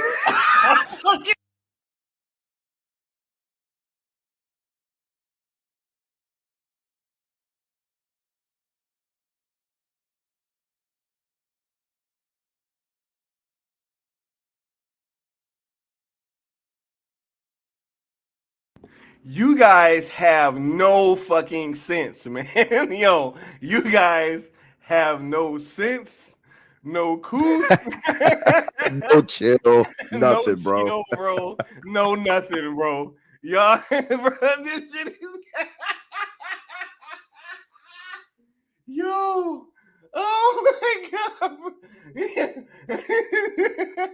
Oh my god, bro. Oh my god, right there. Yo. Oh shit. Oh my god. But back to the cunning linguist part, bro. What were you gonna say, man? Damn it. Nah, he's just faking, man. He's a fraud. Like, I'm not saying whether the guy can or could or has gotten any. Like, I'm pretty sure, like, and here's the thing, right? I'm gonna be that guy for just a second. I refuse to sit here and believe that he's pulling on a certain caliber, right? And that's the energy he's trying to project. Like, he's trying to separate those that can versus those that cannot in that department, in that realm, right? All right, cool, bro. You can, fine. Is it of quality? You know what I'm saying? Or are you just getting the scraps? And I'll just leave it at that because I don't want to sound like an asshole. I don't want to sound a certain way, right? Yeah. That's the one air of it all, right? Is that he's trying to make it seem like these are the virgin nerds who can't get any, you know, and these are what the Snyder movies represent. Her, even though that couldn't be further from the fucking truth. And then guys who, you know, like a certain type of Superman, they must get some, and in this way that I'm naming. It's just weird. He's trying to, it's like a weird flex that it's not even a flex, bro. Like, we're talking cape shit. Yeah, that's what's so weird about it. It's like we're sitting there talking about superhero stuff, and you keep bringing this shit up, like trying to make this a thing about that. But it's like, bro, see, that's the thing. You're trying to, as Leon said, separate those that can from those that can't. But others that can, that is like, it doesn't land at all. It just looks fucking weird, especially to where that's where you keep going to. Like, because I'm gonna just be honest, like, you know what I'm saying? And I don't even want to go into all that once again, but you know, it's just, man, it's just weird, bro. And these are the people that are supporting this shit. This same guy said that this movie's gonna make $1 billion.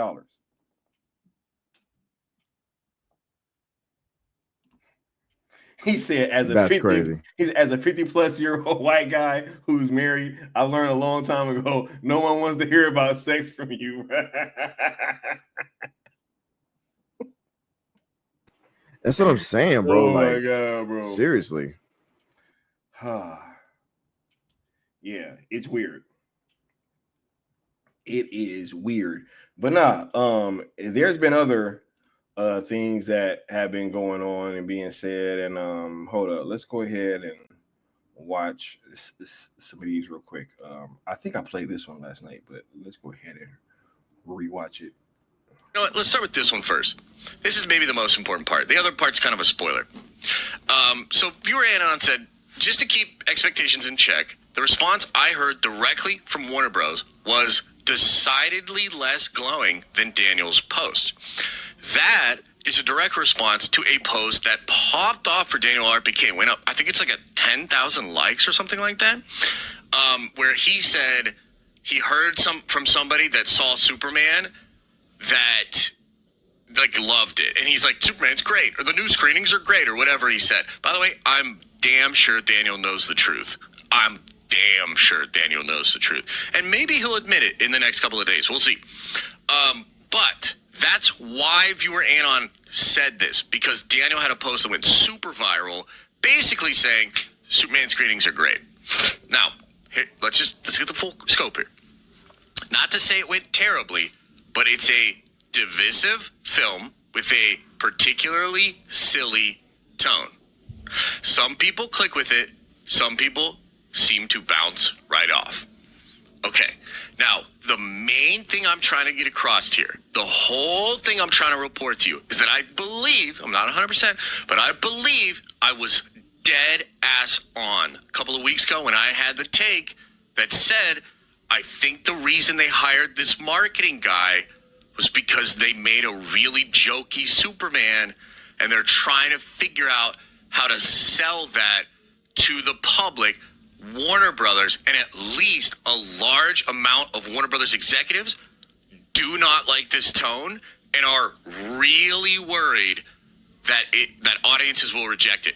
So, like, again, we live in a world, we live in a society, okay, and we live in a world where this is all potentially hearsay and rumors, and we're talking about screenings that happen in Hollywood, and then they talk to people, and then we get it as a game of telephone, et cetera, et cetera. But also, I've been doing this a long time, man.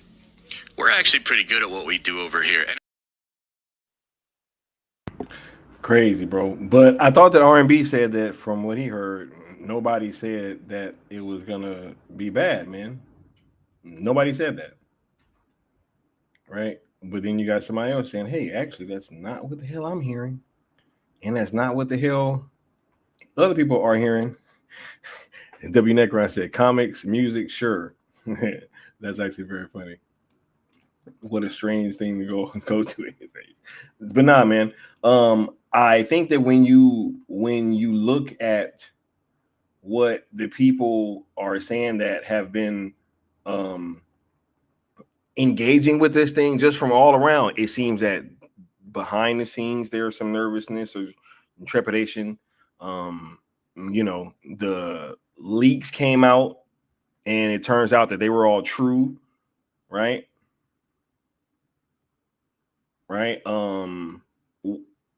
Bro, this movie is just, people just don't seem to be rocking with it, man. And I don't think that this is a thing that, you know, is like being hidden very well. I think it's pretty out there what people are thinking about it. What do you think?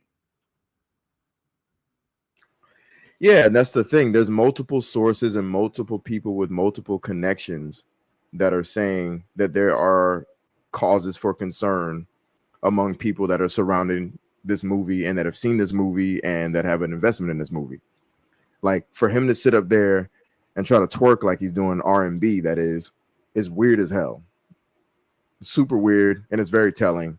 And it's also very biased. It's coming from a place of, I'm trying to protect my homie. Because they're boys. And we know they're boys. He said as much. So let's cut the nonsense. You know what I'm saying? There's people from, what's his name? Jeff Schneider. He's said things similar to that guy that was just up there from Dinner Nerds. So I actually got some clips too. So there you go. Absolutely. You want to watch those?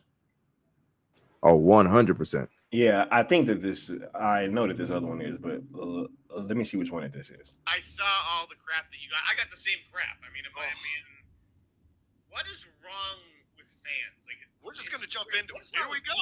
Let's go. What is wrong with people? I don't know, man. I don't know. Some of my top sources, they saw that 5 minutes of Superman that Gunn released, and they were like, this looks terrible. Sharon Waxman said in her breakdown of CinemaCon that a number of high-level executives said to her, quote, painful. So we are not like on some island somewhere. There's quite a few people who watched that 5-minute sneak peek, which I imagine is what they showed at CinemaCon, and were not 100% necessarily impressed. It doesn't mean there wasn't good stuff in it. It just means we weren't 100% impressed, which is okay, for fuck's sake. I mean, Bellany wrote, biggest question mark, Superman. Lots of love and hate from people I talked to for DC's alternately silly and spectacle-ish footage of James Gunn's make-or-break reboot. Star David Cornsweet was pretty stiff in the Q&A. Yeah. That is basically what I said, right? It's like, yes. I'm sorry, guys. I don't make the movies. I just call them like I see them. And there's also this other one. Let's watch this one. But people are these Gunn people are becoming Snyder Bros, man. The things that they have hated, they are becoming, right? What's that great line in Untouchables? I've become what I beheld, and I'm content that I've done so. And that's what it seems like what's happening with these Gunn Bros, man. They're getting so toxic because God forbid anybody not like their Superman. There's something wrong with them and their opinion, not them and their opinion. It's crazy. Turning into Snyder, bro. I thought that was rich, man. But yo, what's your take on those two videos, bro? Because yeah, bro, Jeff Schneider definitely they're all hearing things, bro. And that's the thing, man. Like, they gotta stop with the nonsense, bro. Like, Jeff Schneider has always been, no matter what you think about the guy, he's always been a very connected dude. He hasn't been right 100% of the time. He hasn't been wrong 100% of the time. He's a guy who's in the know, and he just reports details that he sees. We know that with the scoop game, unless you have scoops on a certain level that I'm not going to name, that these situations fluctuate in the background. Jeff Schneider has been as good as it gets when it comes to those in the know. And he has no dog in this fight. He's not looking for this movie to pass or fail. He's just a guy reporting information. What has happened, though, is that he's been trying to keep bad information from leaking out. I can say that for a fact. He's gotten angry about certain bits of information, and he's, kind of tapped James Gunn on the chin, like, hey, look, bro, I know some information, I know some bad shit, like, so cut it out with your nonsense. You know what I'm saying? So Jeff Schneider is not an enemy of James Gunn, nor is he an ally. He's not an enemy of this movie or Warner Brothers, nor is he an ally. He's just that I know of. That is at least in regards to this production. I don't know who's in his pocket, consistently, regularly, but at least for this production, he seems about as impartial as they come. And there you have it. He's just telling it like it is. We got CY98 with the $5 super chat saying the Dark Diddy strikes again. The Dark Diddy. And let me go ahead and give you this drop, bro. Did you guys see the new Superman trailer? Who's playing Superman? Is it Henry Cavill? I am not going to watch that movie. A dog saves him? No, you're not. First of all, Jesus Christ. Is that you're not hold watching on. it. You. Wait a minute. Is that a fucking Matthew, super dog? Look at this. Is that a super dog? I'm out. First of all, look, it's got super dogs dragging him to safety. It's over. Listen to me. The dog. I watch this with the sound. Look at the dog. Why is the dog able to drag him? He's taking that girl up in the sky to make out with her. Hey, Matt, the dog's a bad choice, huh? Admit that. Yeah. But he's from another planet. What happened to the original Superman? Hold on. I'm with you. No, not Christopher Reeves. Okay. He's The guy from the paralyzed. TV I'm show. talking about the last guy. Hey, shout out to Kelly, right? But yeah, man, bruh, yeah. When it comes to this scoop stuff, like y'all already know, man. Rest in peace to the Scooper Supreme. Ain't gonna be nobody else to ever do it like him. But like at the same time, a lot of these people, they've actually been very neutral in a lot of this stuff. And even kind of looking forward to, getting past the whole stuff. Because look, they even went straight to the whole Snyder bro thing. So that should tell you that they're not like super supportive of Zack Snyder and his fan base. Right? They literally say, oh, yeah, you James Gunn fans are becoming Snyder bros. Right? With them even using that kind of terminology, that already lets you know what it is. So is the fact that they've lost them, I think is very telling. Very telling. He said it's quite odd releasing a 5-minute sneak peek when the movie is still 3 months away. One that they wasn't even supposed to release anyway. But then it got out there, bruh. They end up having to confirm them plot leaks. I don't think that was an accident that he had to come out and start talking about pocket universes and all that stuff after the plot leaked out, which is crazy. Lex Luthor's girlfriend sexting Jimmy Olsen. What's going on, dog?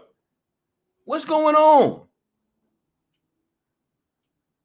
This is what you got rid of the Snyderverse for? Top level execs. Bruh, they know.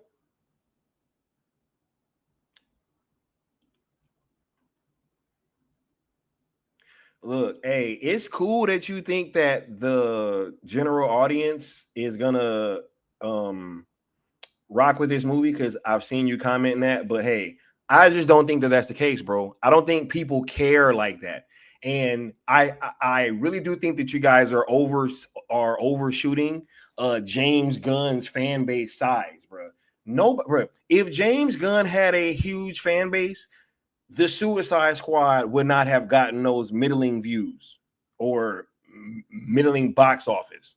Peacemaker wouldn't have done YouTube numbers. Saying, bro. It did 645,000 for the finale, dog. Like, what are we talking about, bro? Forget your biases on either side. Just use your effing brain. Forget the biases on either side. Okay. If Zack Snyder came up with a movie during COVID on the big screen, do you think it would have lost the studio nearly 150 mil during like let's be honest, man. Come on, bro. Come on, bro. People keep saying COVID. Why was that one of the only big films that flopped like that? That flopped like that. No other big film did. Like, this is insane. You can't keep blaming COVID. What happened to COVID with Peacemaker? It got fucking YouTube numbers. 600 and something thousand on its finale. 645, bro. and the consistent numbers never reached 1 million views. No, that was the fucking for the entire peak. Season. That was the peak. The peak was 600 something thousand. These are facts, bro.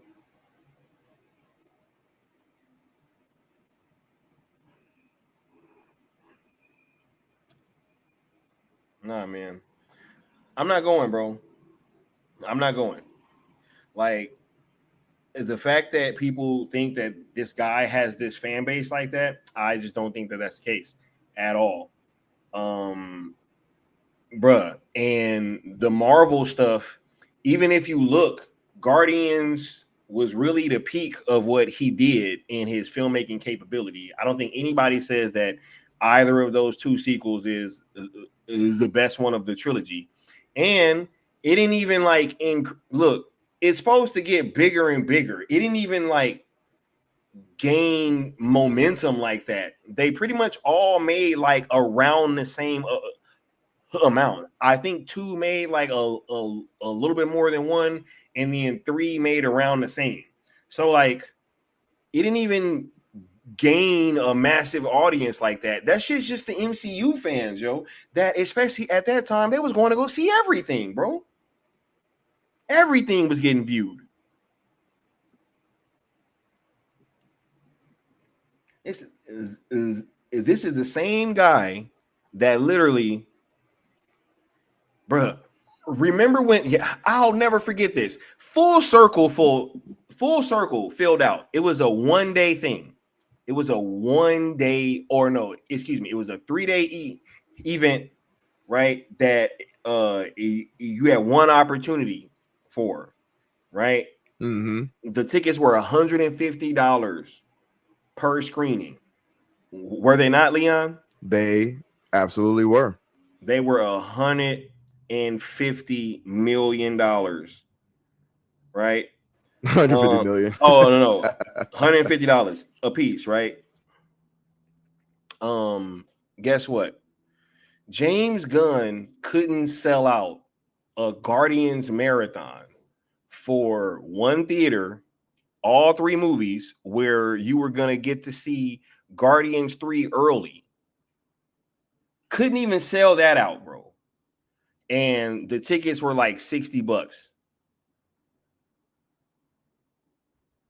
Wait, James Gunn could not sell out a Guardians marathon at the what's the name of that place?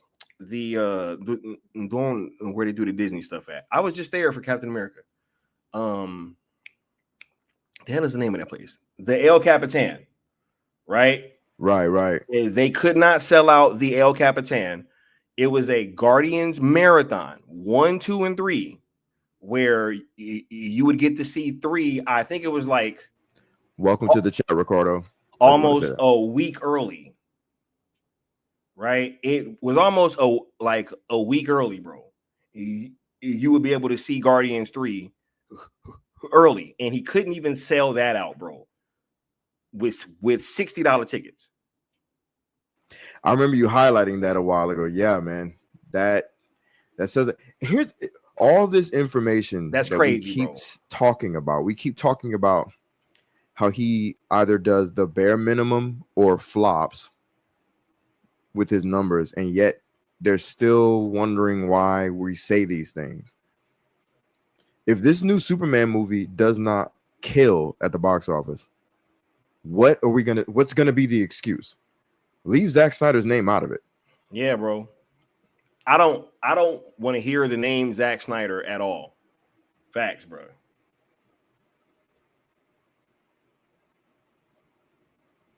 Like at all. Hey, Vinci, we're not doing a Man of Steel watch along on Max, bro. Like, we're just not gonna do that. So you can stop putting it in the chat. We're just not. So I'll go ahead and kill that idea right now. We're just not. On Max. We're not. Pass that along. But anyway, bro. Max. Max. Bruh, we was the only reason that platform had a successful launch, bro. The Zack Snyder fan base. Facts. Just to keep it a buck. Yep. We were their marketing team. So no, Max, do y'all not see the set? What Max? What are we talking about? Max has reached their max. Only Max that we respect is Max Payne, bro. You know what I mean? Facts. Anyway, even the movie over that he said even the movie, bro. You know what I mean? Right. But yeah, man, is this is crazy, bro. I think that the response, and I think that he said where'd it go? He says Supergirl is currently in production. If or when Superman flops, would they continue? I think that you may have a Batgirl situation, you know, or it could come out and that company gets sold and they still not continue, right, bruh? I don't think it unless this movie does gangbusters, bro, and I can see that it's already going to be too divisive for that. I can already see it now. Like it's going to be too divisive for that. And if you're somebody that's coming in, right, because they're going to sell this shit off. Why would you continue that? You know? And if you're probably incoming, you'd probably just let them know, like, hey, we're probably going to be doing something different. Because look, this is really tied to the last regime. Bruh, really think about this, right?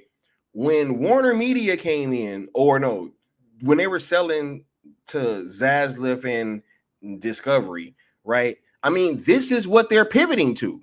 So why would the next people come in after having to buy a dead universe or a middling universe at best and then say, hey, I'm going to continue this shit that has not been bringing in or that has clearly not worked, right? Now we fully got rid of Zack. We got rid of the Zack aesthetics. We got rid of the Zack actors, but they kind of didn't, right? Nah. That shit gonna end up being a tax write-off, bro. Just like Batgirl was. Just like Coyote versus Acme was. Hey, those were done with production. Fuck being in production. They were finished. Facts, bro. Completed and everything. Completed. Ain't no damn Snyder cut situation where it's like, oh man, we just got to do some VFX. You know what I'm saying? Especially Coyote versus Acme. Crazy. Right? No, but it's just so funny to me, dude, that it just seems like whenever any of these situations are dealing with Zack Snyder, like it's just different, right? Like you can have a situation where Netflix gets a fucking sequel to Once Upon a Time in Hollywood, and they're gonna make a thing with Brad Pitt on there, right? And they be like, oh my god, that still don't mean that this idea is possible. That don't even make no sense, bro. All these things getting announced, fucking sequels happening 15 years later, because something else was just announced recently is getting a sequel. And I was like, yo, that's crazy, because the last one came out like 15 years ago. But yet the Snyderverse actors are too old. It's crazy, bro. Yeah, the age thing, we all know that's just an excuse. That whole age situation, like whatever. Ain't nobody tripping about that. All right. Yeah, I already know what you're looking at, and I'm like, oh, okay. Yeah, I wouldn't even, whatever that means. I don't even know what that means, bro. Yeah, and who cares?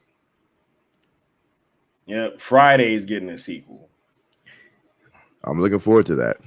Yeah, bro. I just wish they would have did this shit when before all everybody started passing away, bro. Yeah, exactly. Facts, man. Shit, if Chris stupid, Tucker's not in it, I'm not watching it. I ain't gonna lie. I'm good. I'm so serious. Chris been the one holding everything up, though. Honestly, it's Nah, really it been ain't. Chris. Nah, no. I'm Chris has very been close to this project. Nah, it ain't him. Hey. It was the people who own part of the movie and New Line. Yeah, Chris wasn't helping, bro. Well, I'm sure it didn't, but he ain't the hold up. Nah, it's others. You know what I'm saying? Oh, we gotta talk about that, bro. Cause yeah, we do. Cause like from what I've been understanding, bro, he been a huge part of it, bro. He just kept be like, oh nah, you know. It's like, bro. He always kept saying, oh, he had a problem because he got paid like $5,000, and then when the movie did so good that he didn't get royalties. I'm like, bro, the way that shit work, bro. Usually, I'm sorry, like, I mean that's real. That's how it works. Because if it would have flopped, or like, are you gonna give some of your money back? I always say that, like, bro, like, right? Yeah, I feel you. It's just like, bro, if you're gonna be wanting to, he tried to put Robert Downey Jr. Nah, but you know what though? Yeah. I appreciate him doing that because there's a lot of other actors that do the same thing, bro. They come out later on like, oh nah, we're gonna get these royalties, basically, right? So I dig it.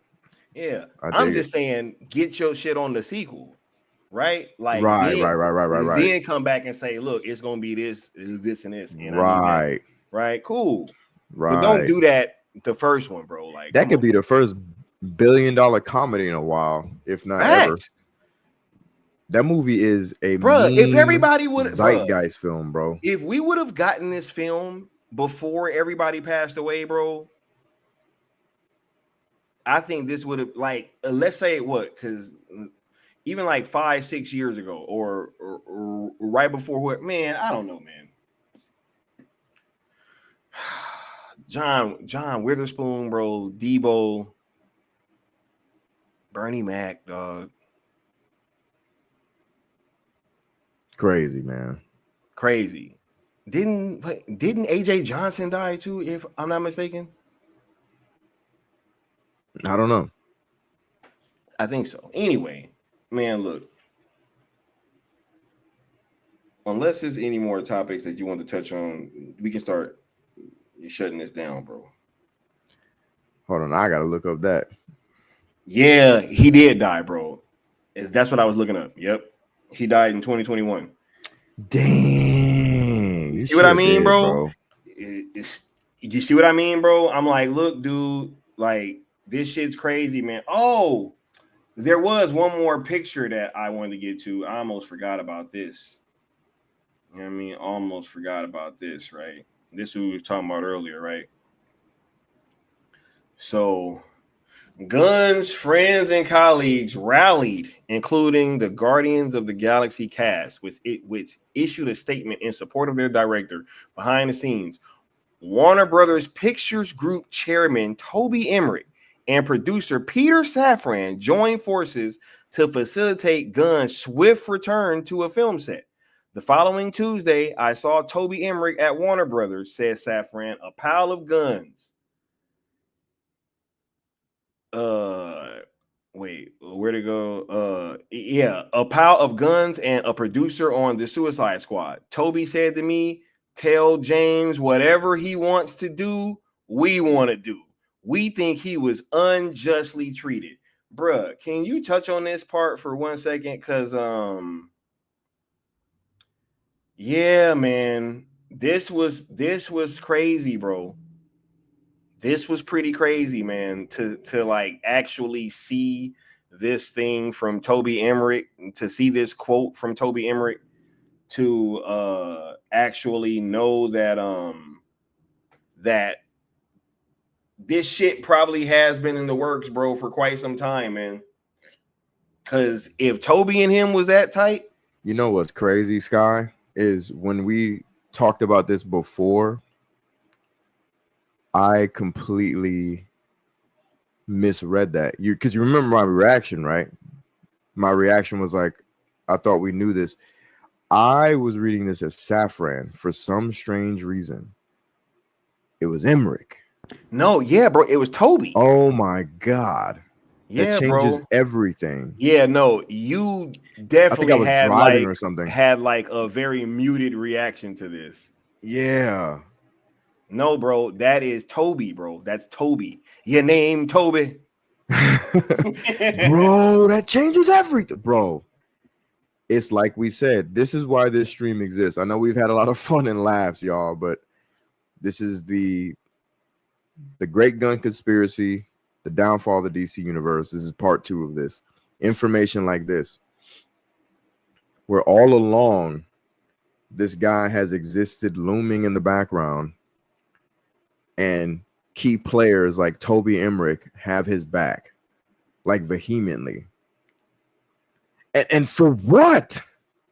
Can someone tell me, show me, without saying Guardians of the fucking Galaxy, what this guy has done behind the scenes? Either like something, give me something that is aimed towards box office. Something, give me something. I'll take anything.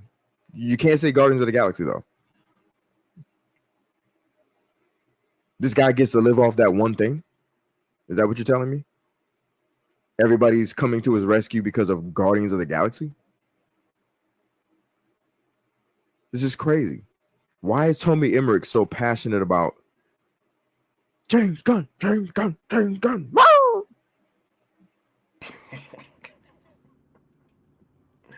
Yo, it's funny too. And then it's saying Havoc pointing this out. He's saying that's hysterical.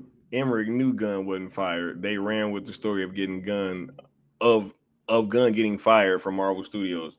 Yeah, bro. Bruh, he got hired back before his fucking DC movie came out. Right? He's saying it's those Epstein connections. W. Necron saying this has been facilitated a long time ago. He said that's a bombshell. Mm-hmm. Yeah, bro. I definitely sent this to Leon earlier. He had a very muted reaction. I did. but like now he's like, oh shit, nah, bro. Yeah, bro. This is Toby, bro. This is from Toby Emmerich. This almost sounds like when what was his name? When Scott Stuber was talking about Zach, right? This almost sounds like that, but it's like, what would that dude? What has he done, bro? Zach's been successful way outside of just comic book shit, bro. He's been very successful in that, probably like the most successful, damn near. He's like one of the high, bruh, pound for pound, bro. Yeah, I mean, like Zach has done more for the comic book movie genre than damn near anybody, bro. So like to have somebody speaking about him in that way would make much more sense. Right? And he's been successful outside of that with shit like 300 and Dawn of the Dead. Right? What has this motherfucker done, bro? He's just done these small ass projects, these weird projects, these like weird comedies and shit with questionable humor to say the least. Then he does some Guardians movies. Bro, he got more juice in Hollywood than the Russos, which is super strange to me. Isn't that weird? I thought the Russo got the $1 billion hits. Facts, bro. But everybody's jumping on James Gunn ain't made no fucking $1 billion movie, bro. What $1 billion movie James Gunn got?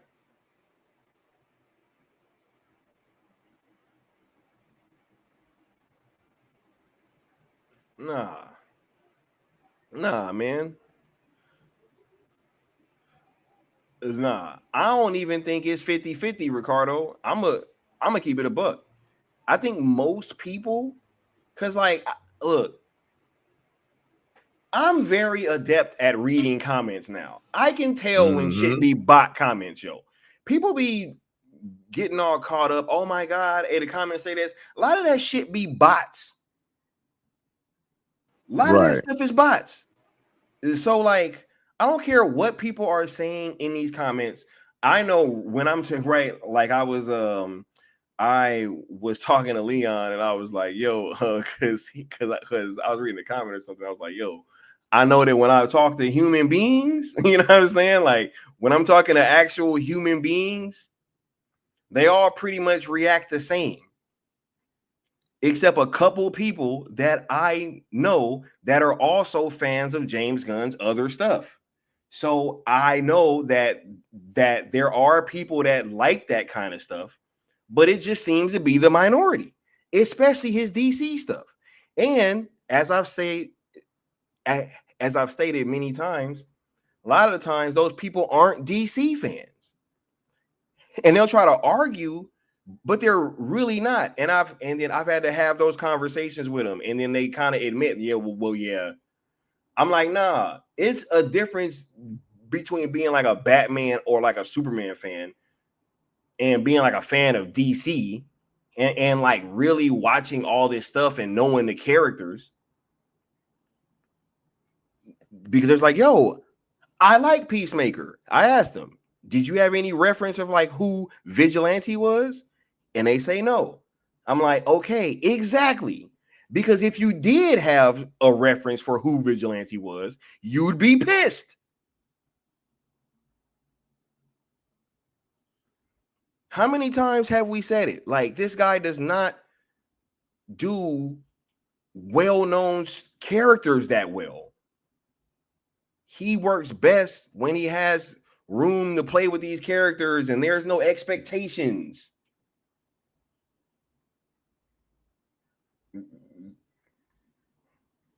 Right? Saying, remember the inflated numbers with paid publicity views the first trailer got is all empty glazed cover. Yeah, what did all those trailers, and look, I will ask that to the fans of this movie, right? What did all those trailer views get Peacemaker? If not even 1 million people watched that shit. Bro, 5 million people were watching The Penguin, dog. That's well over 5 times the audience. And yet that group isn't being serviced, but James Gunn's is? Man, come on, man. This shit is weird, bro.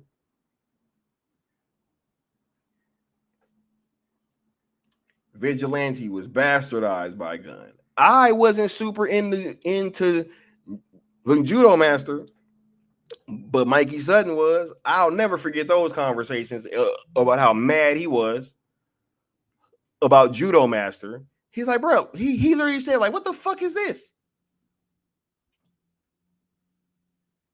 Right? The Flash trailer, right? What's up with Creature Commandos? Bro, how many roles does Alan Tudyk have? Bro, this shit is Hold on, that last one made me laugh. How many roles does that have, basically? Nah, man. But yeah, bro. Anything else is that you want to touch on before we start shutting this down? I'm glad you highlighted this though, because I quite literally, when you showed it to him, I was annoyed that, I was like, this guy with his damn connections and blah, blah, blah. For some reason, my brain just highlighted the Safran part. It's Toby Emmerich. That's, man, what a mic drop right here. This is, man, this says a lot, man. This says a lot. Y'all hit the like, share, and subscribe, yo, on both platforms, Skywalker the Jedi and TheNuGeekz. You know what I'm saying? This is a trip, man. This was a trip. That's why we the syndicate, dog. Yes, sir. Absolutely. Right? Yeah, man. But anyway, any final thoughts, man? Because we about to close this thing on out, man. That was it? No, well, final thoughts would be that this first of all, I'm glad we did this stream. This is obviously necessary because a lot of people, pulled up and showed a lot of love. We had a lot of fun too, coming up with some Diddy names. Hey, y'all go ahead and dump some more in the chat. You know what I'm saying? Bro, that was crazy, dog. Bro, the diddle me this, diddle me that, bro. That was crazy. That was nuts. Said the Peter Safran client list, bro. Let me find out that this man was out there with a list, bro. And that's the thing, like this whole production feels like it's just stuff to get his people work. You know what I mean? This doesn't feel like a DC universe that's being created for the characters and then to spread out the characters. It's like, how can I provide a job for the homies? You know what I'm saying? On the cheap. That's what it seems like to me. But anyway, my final thoughts are that, you know, there's a side of the conversation that wants everybody to believe that this film is, you know, being loved. And thank you, Mama Bear, being loved by the general audience, right? And that everybody should go see it. But there's a larger conversation being had that it's an underwhelming experience thus far with the information, the trailers, and the ads that we've seen. And then there's a conversation beneath that that's discussing his potential affiliation with being a pedo enthusiast. I don't know of any other movie that surrounds any sort of major big entertainment blockbuster, whatever, sci-fi, comic book stuff that has this much against it. You know what I'm saying? Like, this is pretty damning. This is pretty telling. And it's got an uphill battle. And that cannot be dismissed, that this movie has an uphill battle, no matter what side of the coin that you're on about it. This movie has an uphill battle, and people have to stop pretending like it doesn't. One of the bigger things that people have to stop acting like isn't a thing is that this guy's been here for a long, long time. They've been trying to fit this guy, this square, into this freaking triangle. They've been trying to do this for the longest, bro. And now they finally did it and put him at the top when DC has been at its worst. You know, like, it's crazy, man. And the breadcrumbs Almost are trying always to there. set it up for him to like come in and save the day, right? Yeah, and he dropped the ball. He fucking missed the alley-oop, bro. Yep. Yeah, man. Like, look, and the last thing I'll say is Snyder fans aren't the only ones that don't like what we see, man. Like, just because someone says they like Henry Cavill better or where's Henry Cavill doesn't mean that they're like an automatic Snyder fan. It just means they like that version of Superman. They may not even know who directed it. They know who Henry Cavill is because most people know the actors over the freaking, you know, directors any damn way. Oh, hey, this is the Superman guy with the comments earlier. Remember? Which one? Jackson. Remember? I was like, yo, he couldn't stop talking about Superman. Oh, yeah. We was in there watching Yu-Gi-Oh. Yeah, oh yeah, you told me about that. Yeah, like he's stuck on Ben Shapiro. He said, it's over, boys, bruh. And you know what was so funny about that too is that it's like, bro, we're gonna really crash out because of Ben Shapiro's comment section. Ridiculous. like, bro, crazy, bro, crazy. Yeah, that's pretty much my final thoughts, man. Everybody stop pretending. Here's the thing, like, if Ben Shapiro's comment section has merit, then Jeff Schneider's connections have merit. The Den of Nerds his insider information has merit. The Joe Rogan's audience and his disdain for what he's seen has merit. Like, we can't just look at one side that you want to look at and twerk for, and that be it. Oh my god, bro. If your side has merit, all sides may have merit. You know? Oh yeah. Bro. Yeah. funny. But I'm sitting there and I'm like, bro, I don't care about how anybody leans, bro. You know, hey, as you want to say that his audience, right? Which I think that a lot of those comments were bots, because I'm not sure if you guys know how the internet works, but like you can go purchase bots. I can go get bots. Bat Dan can go get bots. Mama Bear, like it's not a hard thing to do. And to act as if like the comment section, and then because I brought this up earlier about the whole dead internet thing and how most of what you see on the internet is actually AI. A lot of these articles that are being written are using AI now. A lot of these YouTube channels, right? Like their AI content, they're putting AI videos out. They're literally using AI voices, right? You guys don't see this happening, right? And as I said earlier, if all those comments matter, why didn't that translate into Peacemaker views? Why didn't that translate into views for The Flash? Why didn't that translate into views for The Suicide Squad? Remember all the comments back then? Because I do. Oh my God, this looks better than the first one, guys. Oh my God, right? And he talking about the liberals love Gunn. Hey, you can't talk to me about. I live in California, dog. I live in LA. Like, bro, bro, I can go to Hollywood right now. Like, bro, people out here are not. Why are you so worried about Ben Shapiro, bro?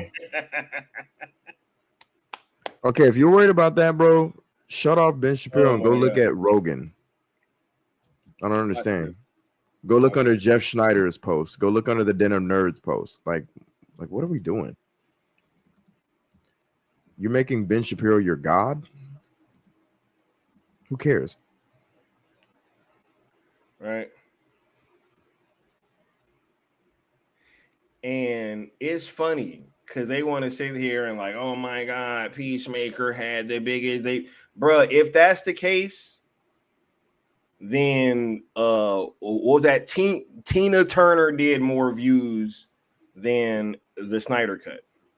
And what's so funny is that when you look back, they actually put the numbers out, but now when you go look at it, all they talk about is percentages, which should tell you something, because it's oh my God, percentage points, it did all this and it had the biggest jump percentage. Bro, it was 640 something thousand people that watched that show. The Penguin had 5 million, dog. I don't want to do this. Like, you know what I'm saying? Like, wait. Hold up. I got the perfect. Hold on, wait. Where is it? Is this it? Kay Walton, James Gunn's not more successful than Zack Snyder at the box office. Zack Snyder, look at Batman v Superman and how well 300 did and all that stuff. Boy, I gotta tell you, James Gunn's fans, you guys are like, you're more aggressive. Let's just say more aggressive than even Snyder fans. And that's saying something. Woo! And you got a lot of free time, I must say. Woo! Hold on. Let's tap in with Grace one more time. Hold on. The whole reason that Superman's wearing these granny panties is because David Cornsweet said he wanted to not be intimidating, or whatever that means, to little kids.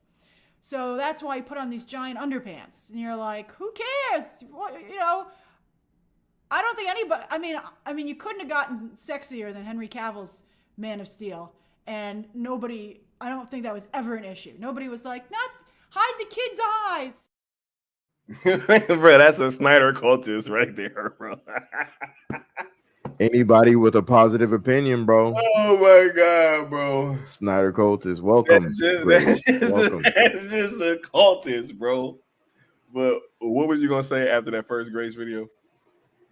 Nah, they just got a lot of time on their hands. I agree. Yeah, bro, this is crazy. Nah, I enjoy these discussions so much, man, because Jackson, you do huff copium, bro. You're coping right now. You're crashing out about some damn comments on YouTube. My friend, get a life. Go outside and play. Touch grass. Please go outside get and a play. job. Go to the gym. Hey, good Lord. I'm not huffing copium. You are, bro. I don't scour a bunch of YouTube comments all over videos to validate how I should feel about something. If you're doing that, the very act of doing that is copium, sir. Or ma'am. However you'd like to identify yourself. But by all means, please get a job. Go touch grass. Go get a life. I don't know. Go study what Robert Meyer Burnett is always talking about. Hey, he's a cunning linguist, bro. You know what I'm saying? Copium. Crazy, bro. I'm not coping. I have a life. I don't know what them damn comments say. I don't read the comments, bro. I don't go to videos and read comments. I'm not coping at all. I literally have a life. I'm good. I'm on this channel dispensing information to the masses who are watching. That's what I'm doing. That's not cope.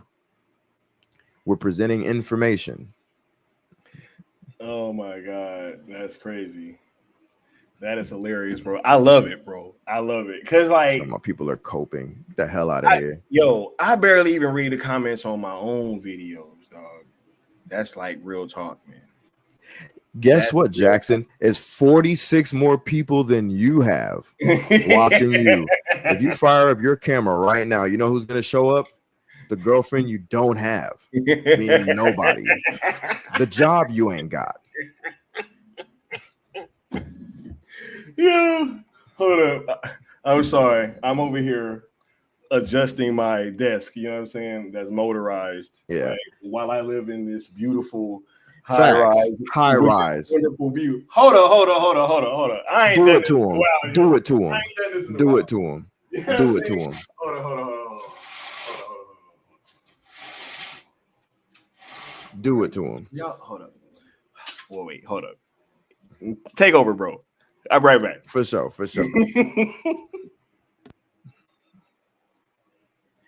Dude over here taking my words quite literally. You're talking to the masses.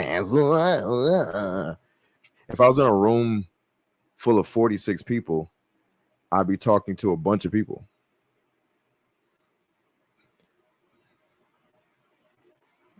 That's what it would be. You can call it a group of people. You can call it the masses. You can call it what you want.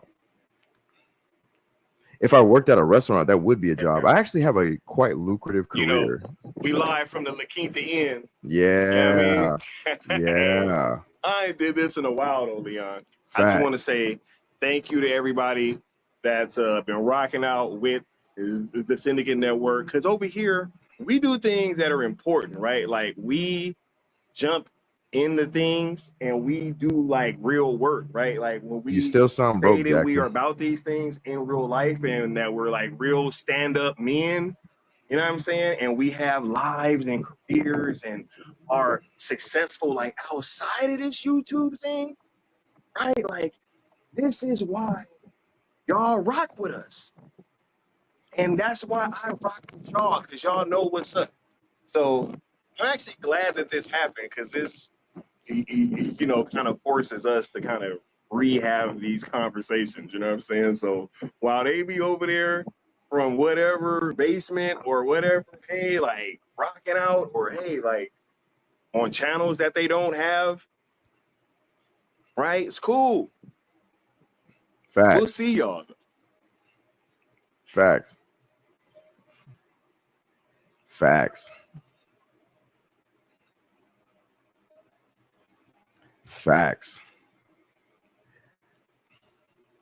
Jackson talking about I'm broke.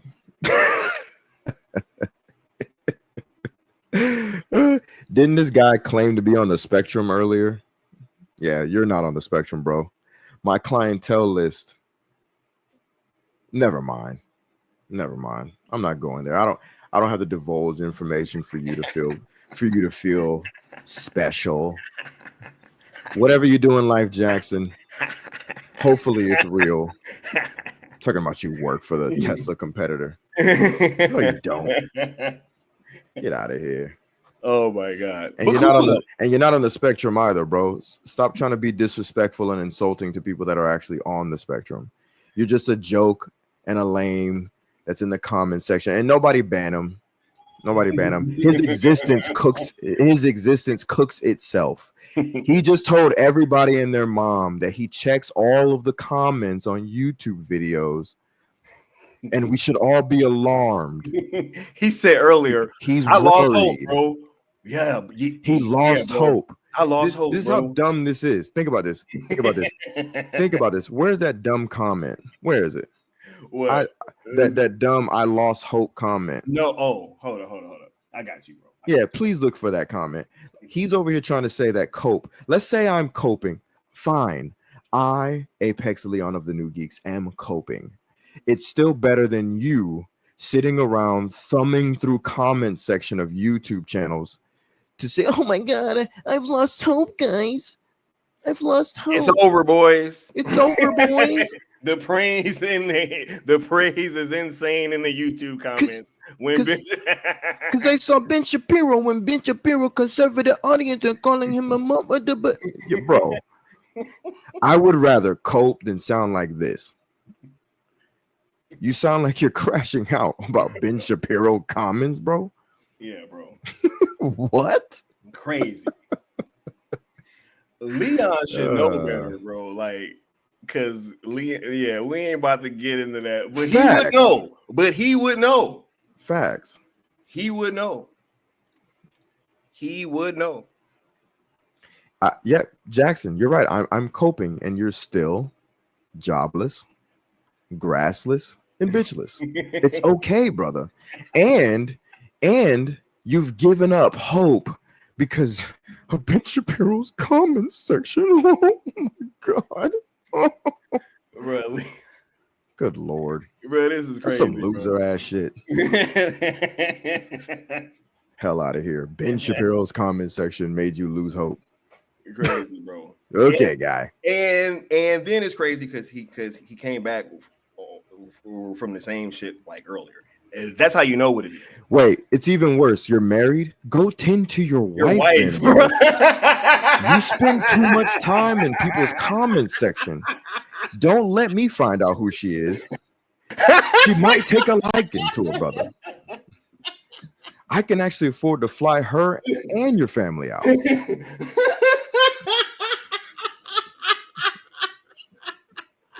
I love this. I love when they do this. I'm actually married. That's not a flex, bro. You're actually neglecting your family to talk shit about Ben Shapiro's chat. It's over, guys. You're coping. Oh my God. And I know she ain't watching you getting cooked right now because that'd be terrible. That'd be terrible. Yeah. Hold up. Let me make sure my camera. You know what I mean? But anyway. Yeah, you don't sit this one out, bro. Go tend to your wife before someone like me shows her a better time than you. Please do yourself that favor and your family. That's crazy. That's just my advice to you. Just saying. Oh my God, bro. This is crazy, dog. Whew. Anyway, bro, like I was saying, or trying to say, nah, man, this has been a great stream, dog. I actually love when we get to have these conversations. I love the back and forth because they make these streams funnier. They make them more entertaining. That's why I don't mind you guys letting them be in the chat. You know what I mean? Like, it's all good, right? Because they can't help themselves because it's lit over here. See, that's the problem, right? If it wasn't lit over here, like he over here, oh yeah, 40 something people in the chat, which is like we're actually dual streaming this. You know, it's been more people in here this entire time. It wouldn't even matter. You're one of the 40 something people.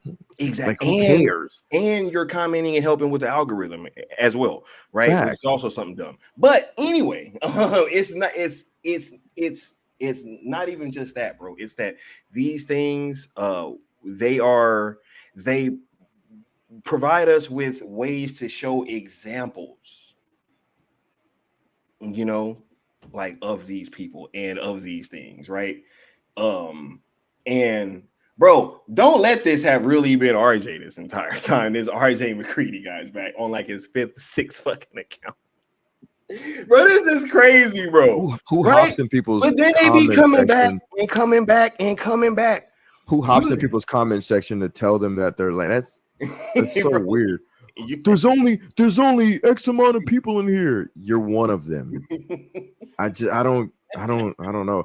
I just have too much of a life. Once this camera comes off and this microphone shuts off, I don't scour other people's YouTube channels to go through the comments, to talk shit. I don't do any of these things.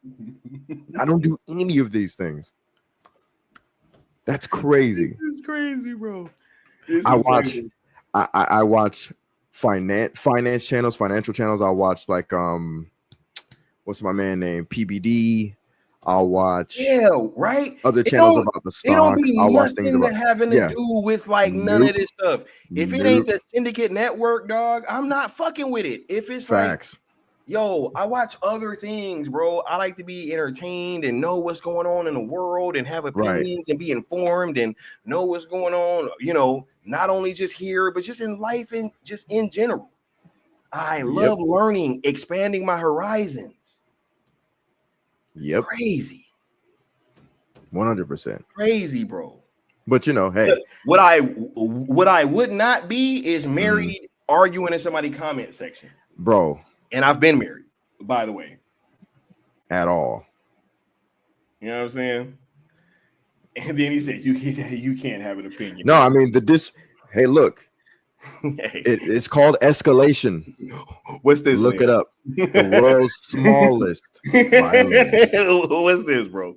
Because it's like, nah, bro. We have, bro. Yeah. Go tend to your wife. Good night. Tell her I said good night. I was warning him this morning, and then he came back before I have to tuck her in. Right? He's gonna put the cover over. Bro, I'm done. Look, we about to get on out of here, dog.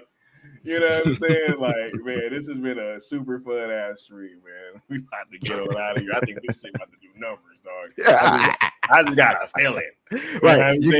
You guys remember this 56, 57, or whatever, 46. Y'all remember this, right? 46 then we'll see what happens later. Goofy asses. Good Lord. Yo, when we do another event, all you little lames, bring your wives out. We'll see what they're working with and if they stick around with you. We'll see what's up. Yeah, cool, man. Hey, we gonna hey, we're gonna get it y'all next time, man. Y'all have a good one. We'll catch y'all. Peace. Bang.